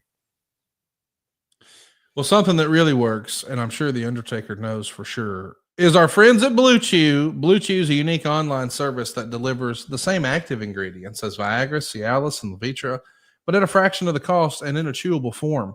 And the process is simple. You'll sign up at bluechew.com. You'll consult with one of their licensed medical providers. And once you're approved, you'll receive your prescription within days. Bluechew's tablets are made right here in the USA, prepared and shipped directly to your door. And the best part is it's all done online. So that means no visits to the doctor's office, no awkward conversation, and no waiting in line at the pharmacy. You can take them anytime, day or night. So plan ahead or be ready whenever an opportunity arises. Bluechew wants you to have the confidence to perform at your best. So discover your options at bluechew.com. And we've got a special deal for our listeners. You can try Bluechew free when you use our promo code 83weeks at checkout. Just pay $5 shipping. That's bluechew.com. The promo code is 83weeks, and you'll receive your first month free. Visit bluechew.com for more details and important safety information. And we thank Bluechew for sponsoring today's podcast. Let's do another one here. Chris, the nice guy who finishes last green, wants to know, what if he kept Steve Austin? Now, that's interesting to think about because we know he's ultimately going to be the star that tips the scales in the WWE's favor. If he had hung around through the NWO, do you think that he is a part of WCW and that makes him a babyface? Is he going to do the NWO thing? Is there an opportunity for him to do his, for lack of a better word, Austin shtick on Nitro? Could he have done middle fingers and beers and all that? Does that success exist in WCW, or did it have to be WWE for it to happen? Wow. Who asked that question? Chris, the nice guy who finishes last green. Man, that's a really good question, Chris. Thank you for that. A couple of different answers because there was a lot packed into that question. What if I was able to hold on to Steve Austin and he never made the transition to WWE? That means there would have been no McMahon, Austin, Tyson moment, which I think was the pivotal moment in WWE's trajectory and turning their business around. That one storyline, that angle, the creation of Stone Cold Steve Austin and Mr. McMahon, the storyline that it followed, and everything that came about as a result of that story, I think was the seismic shift in the beginning of it for WWE and turning the fortune around. He said, what if Steve never went to WWE? That means there's no Mr. McMahon character. Not likely. Perhaps, but wouldn't have got us over quite as well, right? There would have been no Stone Cold Steve Austin in WWE. I think from a brand positioning point of view, as a defensive maneuver, had I had the foresight, crystal ball, to hold on to Steve just to keep him away from WWE, I think the answer is pretty obvious. I wouldn't have had nearly the competition that I ended up having as a result of Steve Austin becoming Stone Cold Steve Austin in WWE. Now, do I think that his character could have gotten over in WCW? Absolutely. Do I see him in the NWO or fighting against the NWO? Absolutely fighting against. Again, now you're looking at Ric Flair, Stone Cold Steve Austin, and Bret Hart. From a traditional wrestling perspective at that time, these guys, I hate when I say that, these individuals, Bret, Rick, Austin, properly presented would represent the old school version of professional wrestling. They would have appealed to the older side of the 18 to 49-year-old demo. And then you would have shored that audience up with the Halls, the Nash, this X-Pac, the Conans, Hogan, obviously. You know, that's the cooler, younger, kind of aspirational portion of your audience, as opposed to the older side, which are kind of like nostalgic almost. That's a perfect combination, and I think it would have worked out great. Now, the one issue he would have had, I think we could have gotten away with beer. Pretty sure of that. But flipping people off, that would have not flown at Turner and Broadway. I would have had an issue with that one. You could argue that I may have won, but I would have had to have many conversations about that. Obviously, Jake Roberts wouldn't have been there, so he wouldn't have cut the promo. But do you think standards and practices would have allowed Austin 316? Oh, I think so. My gut says probably. Don't know for sure, obviously, but I think here's what would have happened. We would have done it. They wouldn't have noticed it. They wouldn't have thought about it until they got a couple phone calls from somebody who was complaining about it. And then it would work its way through the process, end up in HR. I'd have gotten an email or a phone call, and they would have addressed the situation with me. And then going forward, I would have had to have been more careful about that type of thing. So it's one of those, I would have asked for forgiveness before I asked for permission issues, but like no heads were going to roll because of it. How big of an issue did they have with you guys saying damn ass or hell? That wasn't an issue. Now, it became one towards the end for me. I think when Terry Tingle got inserted as standards and practices, and her new, job description included sanitizing WCW. That was her job. What a horrible job that would have been.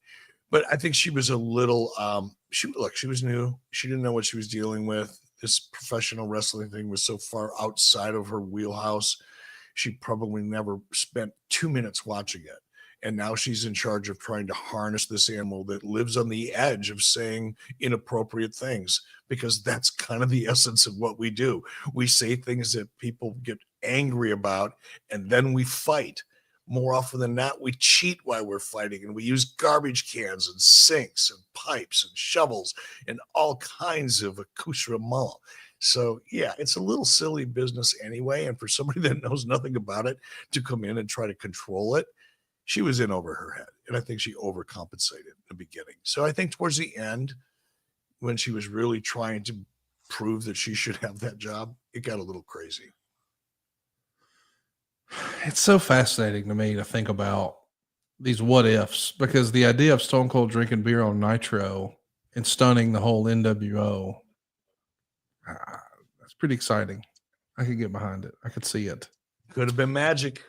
God, if I just would have known, if I just would have had the foresight to know that Steve Williams, the Hollywood Blonde, was going to go on to become Stone Cold Steve Austin and actually turn the entire WWE around and put it on a profitable path. Had I had the foresight to know that, I could have just kept him under contract.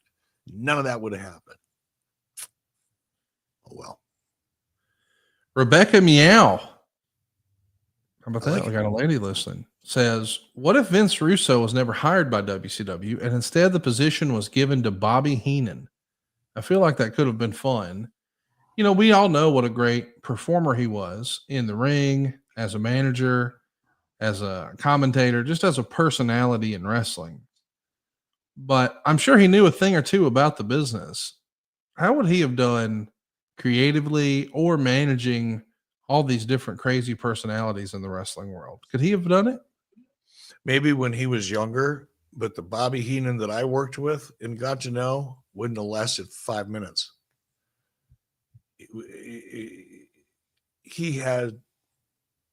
Bobby Heenan forgot more on a Tuesday than most people who work in the wrestling business today will ever know. I mean, Bobby Heenan was the man, but Bobby Heenan would not have dealt with talent, at least the Bobby Heenan that I worked with. Now, maybe when he was younger and he had more tolerance and patience and energy and focus, maybe it would have been different. But the Bobby Heenan that I knew and worked with, he had zero tolerance for stupid shit. Zero. And unfortunately, when you're dealing with talent, you end up having to deal with stupid shit sometimes. And you have to have patience. It goes back to talent management. Like we were talking about it moments ago with regard to Vader. You have to be able to learn how to manage talent, which means you have to learn how to compromise. You have to learn to listen and kind of nurture people through their nonsense and try to get them where they need to be. That takes patience. Bobby had zero when it came to that. But if you could get Bobby on a team, keep him properly motivated. And again, at that time, I don't think Bobby wanted to dig into the business that much. I think he was very content to make a good living as an announcer, working with Gene Okerlund, his buddy, being around the business for, a night or two at a time. But, full-time creative, I don't, not the Bobby Heenan I knew. Let's put it that way.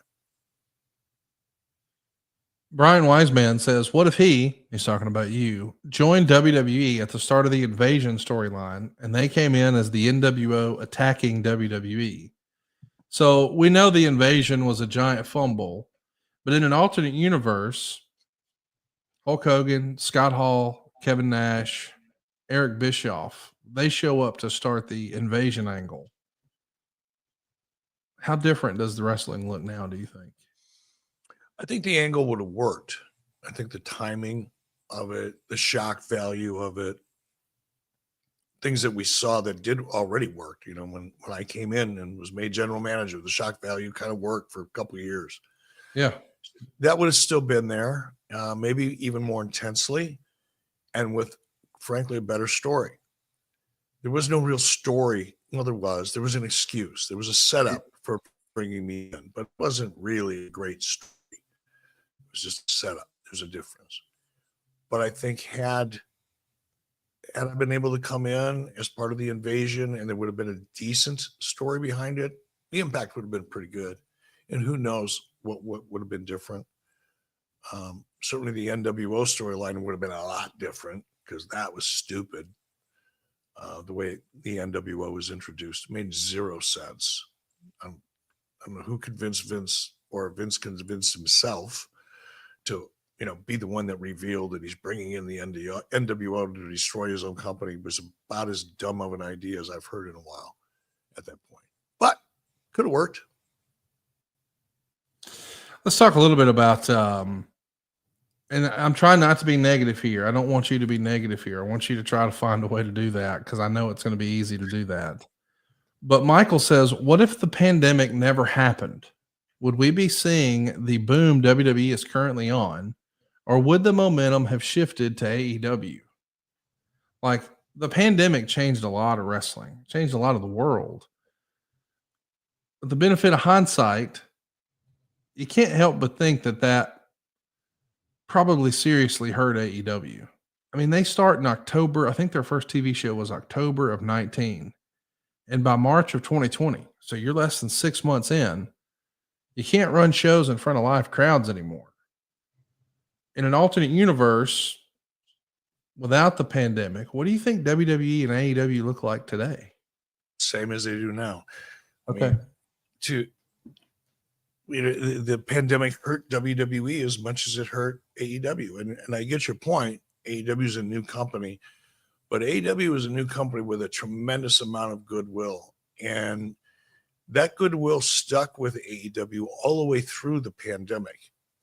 The AEW didn't start losing their audience and the goodwill of the audience. And now it's very loud and it's everywhere. But that didn't start happening until about 8 months or a year ago is when it started. I mean, it's been happening, but it started really getting bad over the last 6 or 10 months. And it has to do with the quality or lack thereof of the show. It just does. And in the beginning, people forgave Tony. Yeah, it's a new company. Oh, it's the alternative. And it's what people wanted. But as time goes on, we're seeing less and less people, standing up for the property and expressing support of it. And you're hearing more and more people dumping on it. It's got nothing to do with the pandemic or the late start in the game. It has everything to do with the quality of the show or lack thereof. It's interesting to think, what if on the pandemic thing. I'm not trying to be that guy, but I do have another AEW question here. And it's about Leland Patterson. He says, what if Vince isn't forced out? Does AEW still lose ratings and ticket sales? I think what Leland's getting at is maybe pro wrestling fans once upon a time were so turned off by Vince's approach to wrestling. They sort of did not enjoy the creative or the way the show was shot or produced or put together or structured or whatever. And he's still there running things the Vince way. We don't see this sort of Renaissance era, I think is what Cody Rhodes called it, of the Triple H era and regime change, if you will. Do you think that WWE getting hot has negatively affected AEW? No, I don't. And I understand why people who are holding on so hard to AEW and not making excuses for it, but trying to understand why this thing is crashing and burning as badly and quickly as it is. Well, hang on though, Eric. Just I get what you're going at there, but I just want to say it was always positioned as the alternative, and people look for an alternative when the main course is not good. So when it's less than ideal, we're going to do something else. No, I think again, it's a Dave Meltzer kind of angle or perspective of the situation. The argument would be then there's a finite number of wrestling fans, and let's say it's 2 million, and typically WWE gets 1.5 million, AEW gets 500,000. So there's typically our 2 million. But all of a sudden, if WWE starts getting hot, the Meltzer math people out there would say, oh, well, that means a certain portion of this 500,000 are going to watch Monday Night Raw instead of watching AEW, even though they're on different nights. Does that make any sense at all? I don't think so.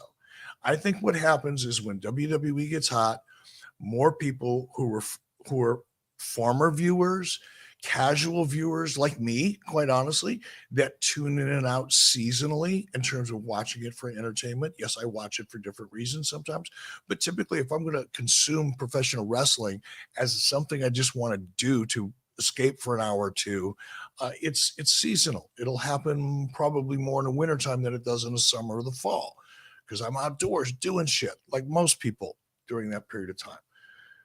But it's not a zero-sum game.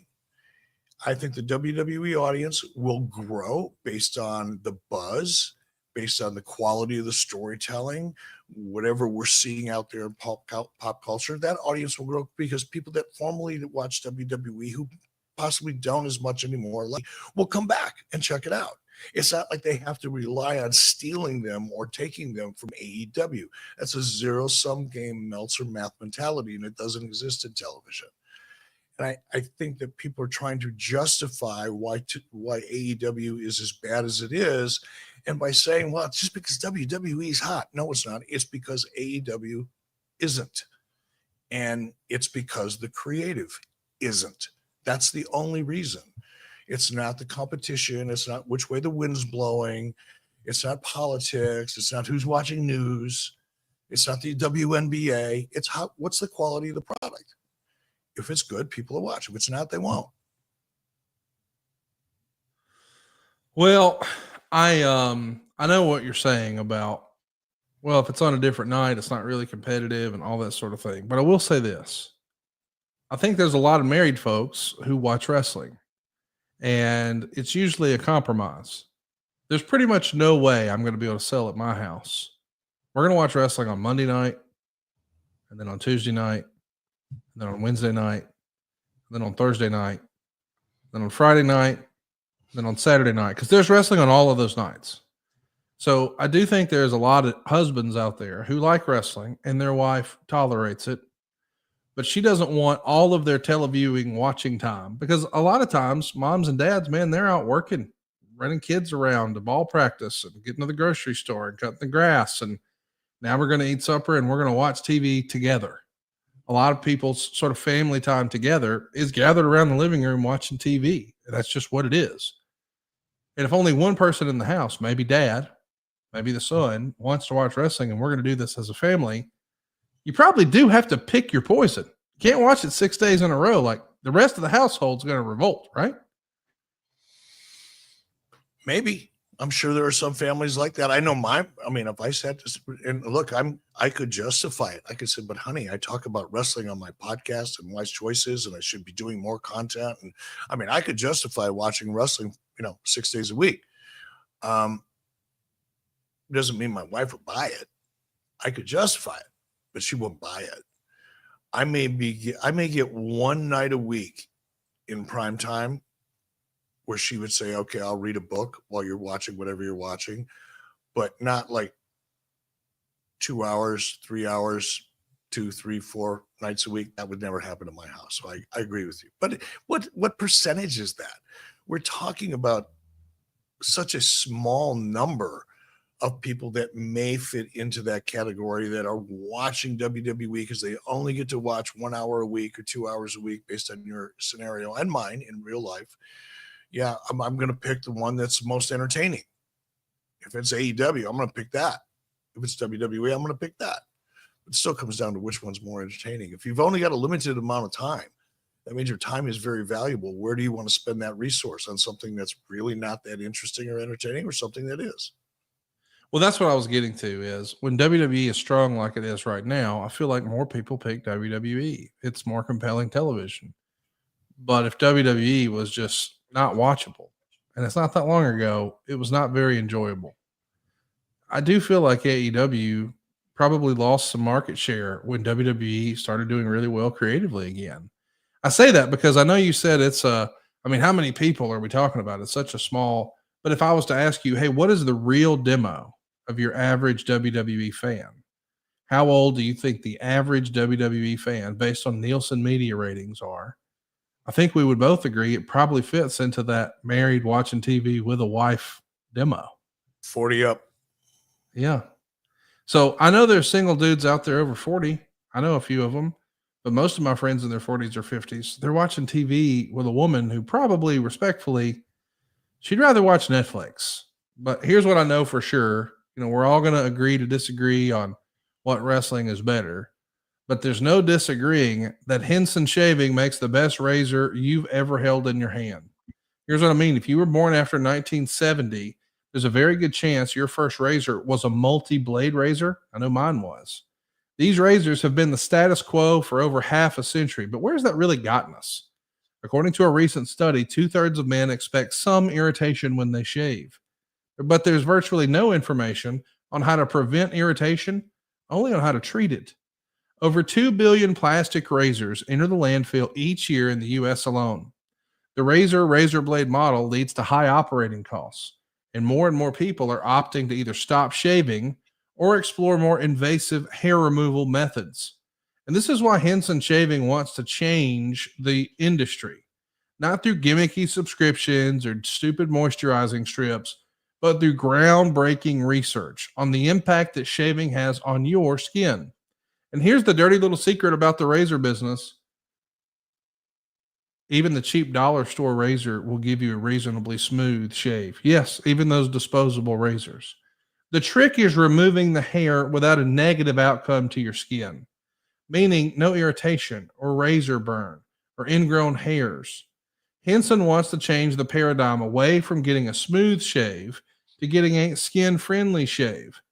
And when Henson looked at other razors, they noticed a consistent lack of blade support. Basically, the blades just have too much bend or flex. And if you've ever cut something with like a kitchen knife or scissors, you would not want the blades you're using to be moving because you'd have less control. Well, Henson's razors are designed to hold the blade so there's less bend and less wobble.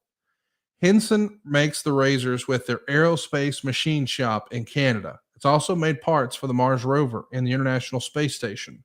And their machinists at Henson are exceptional at manufacturing. The level of precision is one of the big reasons that their razor is so much gentler on your skin. They've made it so the blade extends only 0.0013 inches past the shave plane. That's less than the thickness of a human hair. The Henson razor also works with a standard dual-edged blade like your favorite wrestler is familiar with, but these cost less than 10 cents each. Once you own a razor from Henson, it's only like $3 to $5 a year to replace the blades. The razors itself are made of aluminum. There's no plastic. There's not even plastic in their packaging, by the way. And the result is a quality product that will last you a lifetime. We've been talking about them for years here on the show because we really believe it. I've got everybody I know, even people who had subscriptions from the other guys, converted. Even my barber is now using a Henson. It's time to say no to subscriptions and yes to a razor that will last you a lifetime. Visit hensonshaving.com/Eric83 to pick the razor for you and use our code Eric83 to get a free shave cream with your razor. Just be sure to add it to your cart. That's a free Henson shave cream when you head on over to HENSONSHE. Try it again.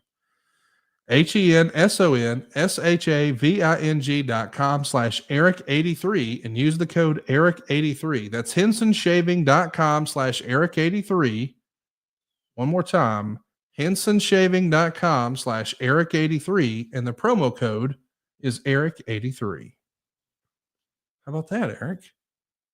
I love that shaver, by the way. It's like the resto mod. You know what a resto mod is? I do Like, you're a indeed. car guy. You know more about cars than I do, but I really like resto mods because I like the old school look Yes. with high tech design. And that's what the Henson razor is. I mean, it's heavy. It actually feels like a piece of plastic that you paid $39 for at a drugstore with two little blades in it. This is a meaty, hefty, man-sized, fistful of just precision guided razor. I love it. And it looks old school, but it works new school. It's cool. It's cool. Go check it out. You're going to love your Henson razor. Hey, Greg De Pasquale has got a great question. One I've never even thought about. What if Eric hadn't been sent home in 99? Would the Benoit, Saturn, Malenko, Guerrero release ever happen? I don't think so. No. That would have never happened. For sure that wouldn't happen. Anything else, hard to say, but I don't know that I would have made it. I was ready to go. I mean, that's what precipitated. I sat on September 9th on a Thursday night. I was sitting in my office and I had convinced myself out loud with Bill Bush sitting in the office with me that I was going to call Hervey that night and resign. And then Bill ran to Vicky Miller with that said info, allegedly, my opinion, but I believe it strongly. Bill Bush, my quote unquote friend, rather than listening to me vent my spleen, while he was pretending to talk me out of it, took that info. And, I guess I understand it. It was his job. She was his boss. He probably thought I was going to quit. But when he went to Vicky Miller with everything he had just heard, Vicky Miller preempted, called Hervey and said, move him on. So what if I wouldn't have had that conversation with Bill Bush? What if I wouldn't have been sent home that night or that morning, Friday morning, September 10th? I don't know, man. I wasn't in the frame of mind to figure out how to pull anything up, how to pull the business up and out of the direction it was going in.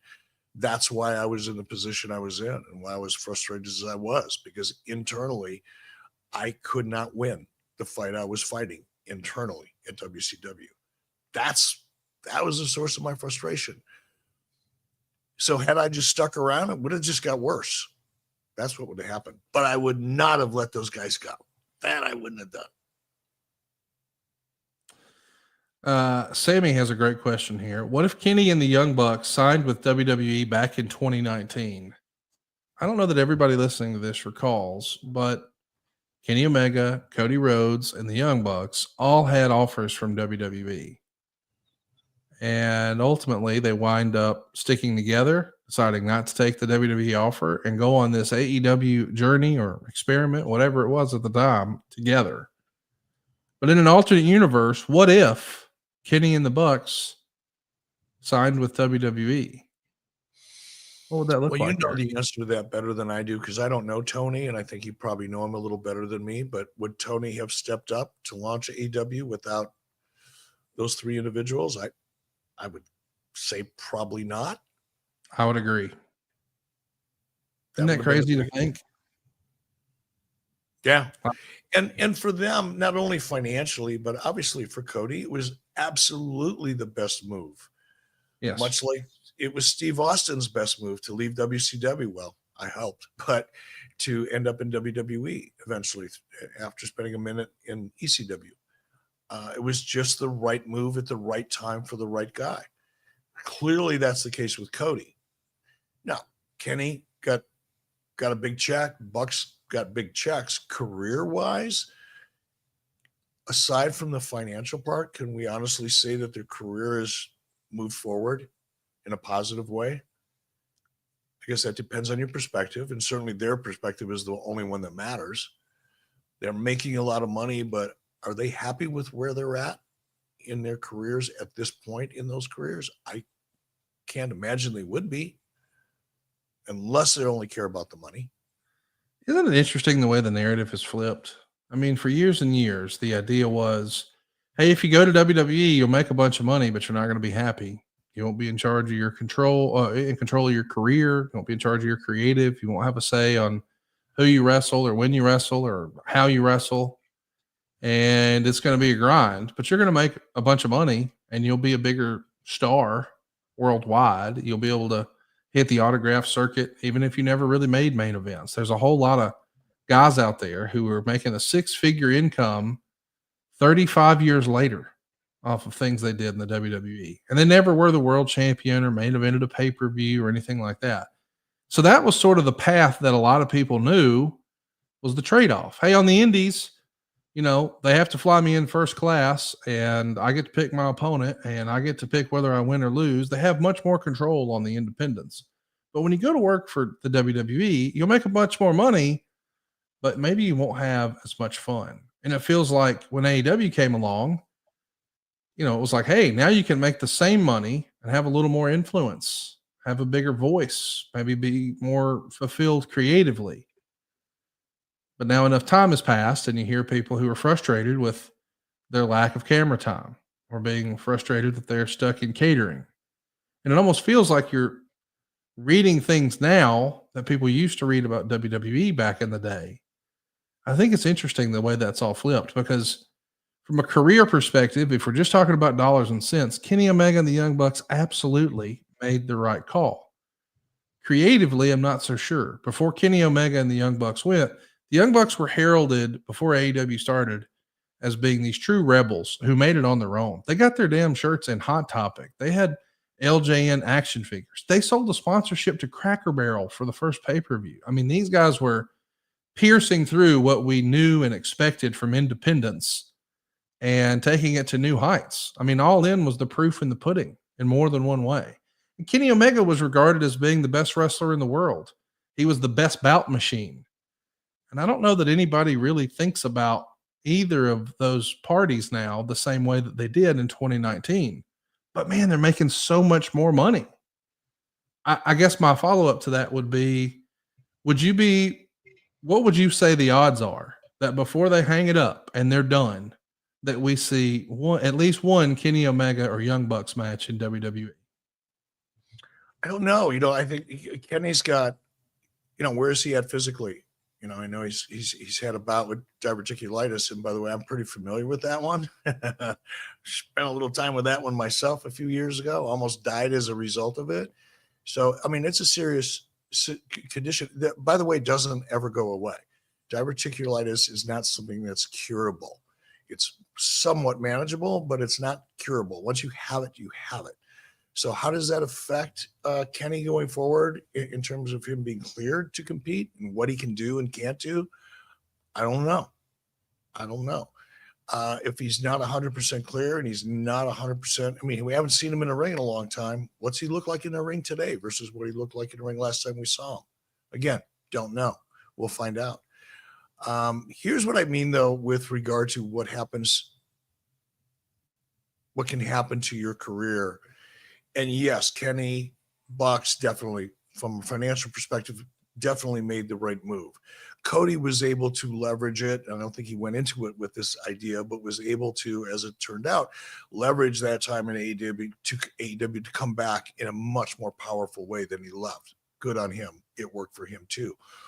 But creatively, as your brand is considered, does anybody feel like they have more value and equity in the marketplace today than they did before they came to AEW? And I'm not talking about people that had never wrestled before, but I'm talking about the Moxleys. I'm talking about, Edge or Adam Copeland. I'm talking about Christian, Mercedes Moné, all this talent that came over. And from a career perspective, a brand perspective, we're on the largest stage in the world.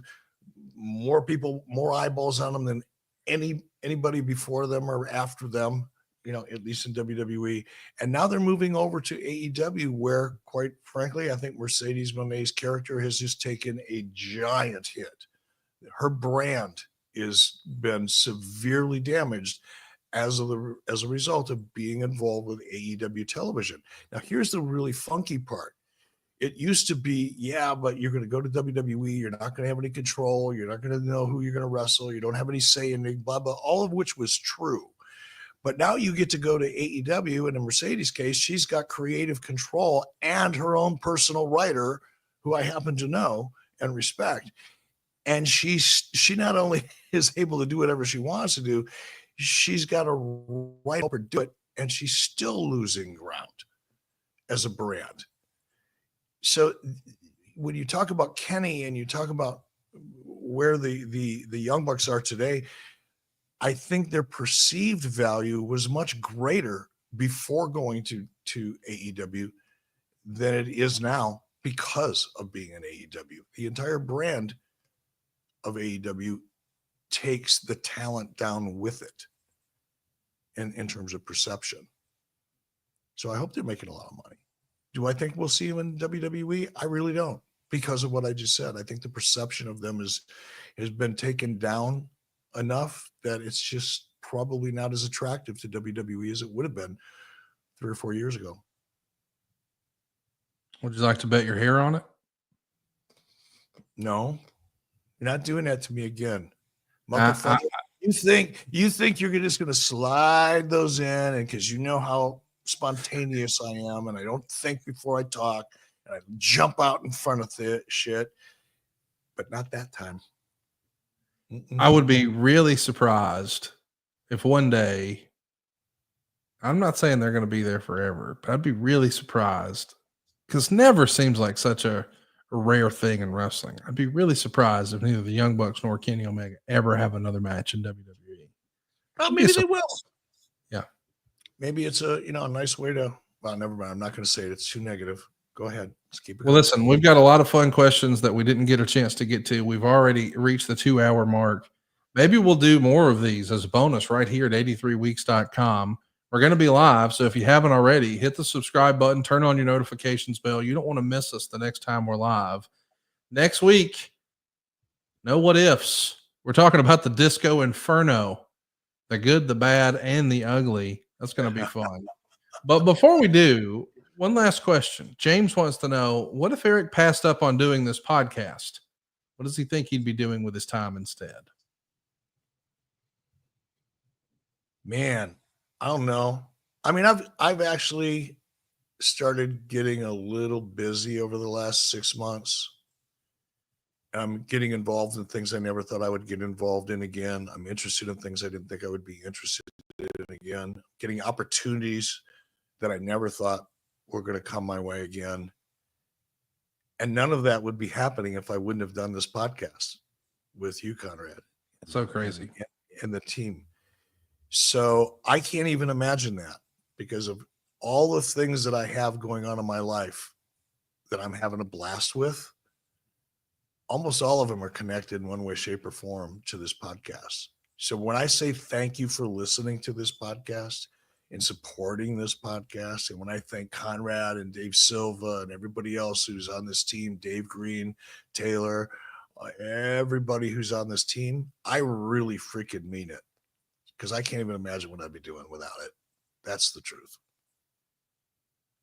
Well, I know because of this podcast, you're helping people save money at savewitheric.com. I don't know if you guys saw what happened this week, but the Dow went crazy, up 1,500 points in a single day. The Fed almost immediately cut rates another quarter point. There's more optimism in the American economy right now than there has been in quite a while, and things are looking like they're headed in the right direction from a financial standpoint. So if you have been feeling the crunch, and maybe you've maxed out some credit cards, you're feeling stuck making the minimum payments, and you're wondering, hey man, well, Thanksgiving in the forefront now and Christmas right around the corner, how are we going to pay for all this? Don't put Christmas on a credit card. Go right now to savewitheric.com. How's this for starters? No house payments until next year. That's right. You get to skip your next 2 house payments, both your December and your January payment. You're doing until Groundhog Day. How about that? Not only that, you can get rid of all that credit card debt that you felt stuck paying, just like that. And here's the thing about that credit card debt. Not only is it like 28 or 31%, crazy high, but it's also not tax deductible. The interest you pay on those credit cards, hey man, that's just the cost of doing business. But the interest you pay on your mortgage, well, you can write that off. You get a statement at the end of the year. So if you could get a much better rate and a greater tax deduction, and you don't have to make any payments until February of next year, well, what's left? A cheaper monthly payment. We're routinely helping our podcast listeners save a boatload of cash. Just this week, I talked to a guy who's saving over $1,200 a month. He didn't save $1,200 one time. He saved $1,200 this month, next month, the month after that, and you can do that too. Think about that. That dude just gave himself a huge raise. He's not working any extra hours. He's not clipping any coupons. His quality of life is through the roof, and it's all because he spent a few minutes with us. And who better to show you how to do that than a guy who did it himself? Eric was in those same shoes. So when you're talking to Eric, and you really will be talking to Eric Bischoff, he's been licensed and doing this for more than 2 years now. We just kept it a secret because we didn't want anyone to think that this is some sort of fly-by-night operation. If you're curious what our experience is like, go right now to conradreviews.com. What you'll see is over 1,600 reviews. We don't delete reviews. There's some bad ones in there, but we got a 4.73 average. The overwhelming majority is giving us 5 stars. Stick that in your pipe and smoke it. I wonder what we'd get in the Tokyo Dome. I guess we'll have to wait and see. We can save you money. It's all about customer service. We're not going to treat you like a loan number. You don't have to pay a credit report fee or an application fee. Man, let us run the numbers for you. We're just going to put a pencil to it, old school, and we're going to see, is there a way to restructure this debt to save these folks some money? And if there is, man, you're going to be thrilled. What if you could save an extra $1,200 a month? Find out how much money you can save for free right now. And by the way, at savewitheric.com, we don't say no. We say not yet, but here's how. If you've had some credit challenges, maybe you fell behind once upon a time, maybe you had a bankruptcy, maybe you had a repossession or a foreclosure. You may be thinking, well, I've got to sit on the sidelines and just sort of, I made that one mistake once and now my life is over. That's not true. Even if you had a bankruptcy 2 years ago, you could have a damn near perfect credit score today. You just got to know what to do. We know what to do. Eric has the knowledge now. He wants to help you and be your mortgage advisor for life. We have a passion for helping people. You'll know it when you talk to us. Go get yourself a quick quote right now at savewitheric.com. And I challenge you, if you're thinking, well, I don't have bad credit, and I think I've got a pretty good interest rate, but it would be good if I got rid of that credit card debt. We can hook you up. And by the way, we don't do subprime loans. That's not even a thing. I know there's a narrative out there that, oh, they're taking advantage of poor people with bad credit. Buddy, we're helping people who feel like they've got nowhere else to look, people who also are just looking for a better deal. I live in Huntsville, Alabama, the engineer capital of the United States. My county leads the country in PhDs per capita. I'm running spreadsheets and Excels all damn day long trying to show you the math on how we really can help you save money. So if you've got maybe a less than perfect credit score or a perfect credit score, we can help you. My point is, we're going to treat you like a human being. Maybe you're a human being who had a better lot in life, had some better luck. Maybe you just need a little friend with the knowledge. Maybe you need a friend in the mortgage business. Eric Bischoff can be your huckleberry at savewitheric.com. Eric, this was a blast today. Thanks for all the time. I love doing these kind of shows. We should do them more often. It's fun to connect with the audience and just kind of see where the questions take us. But thank you all very much. Thank you guys for checking us out, and stay tuned next week. I can't believe this is real. We're going to be talking about Disco Inferno, the good, the bad, the ugly. It's on deck right here at 83weeks.com. I'm disco dancing.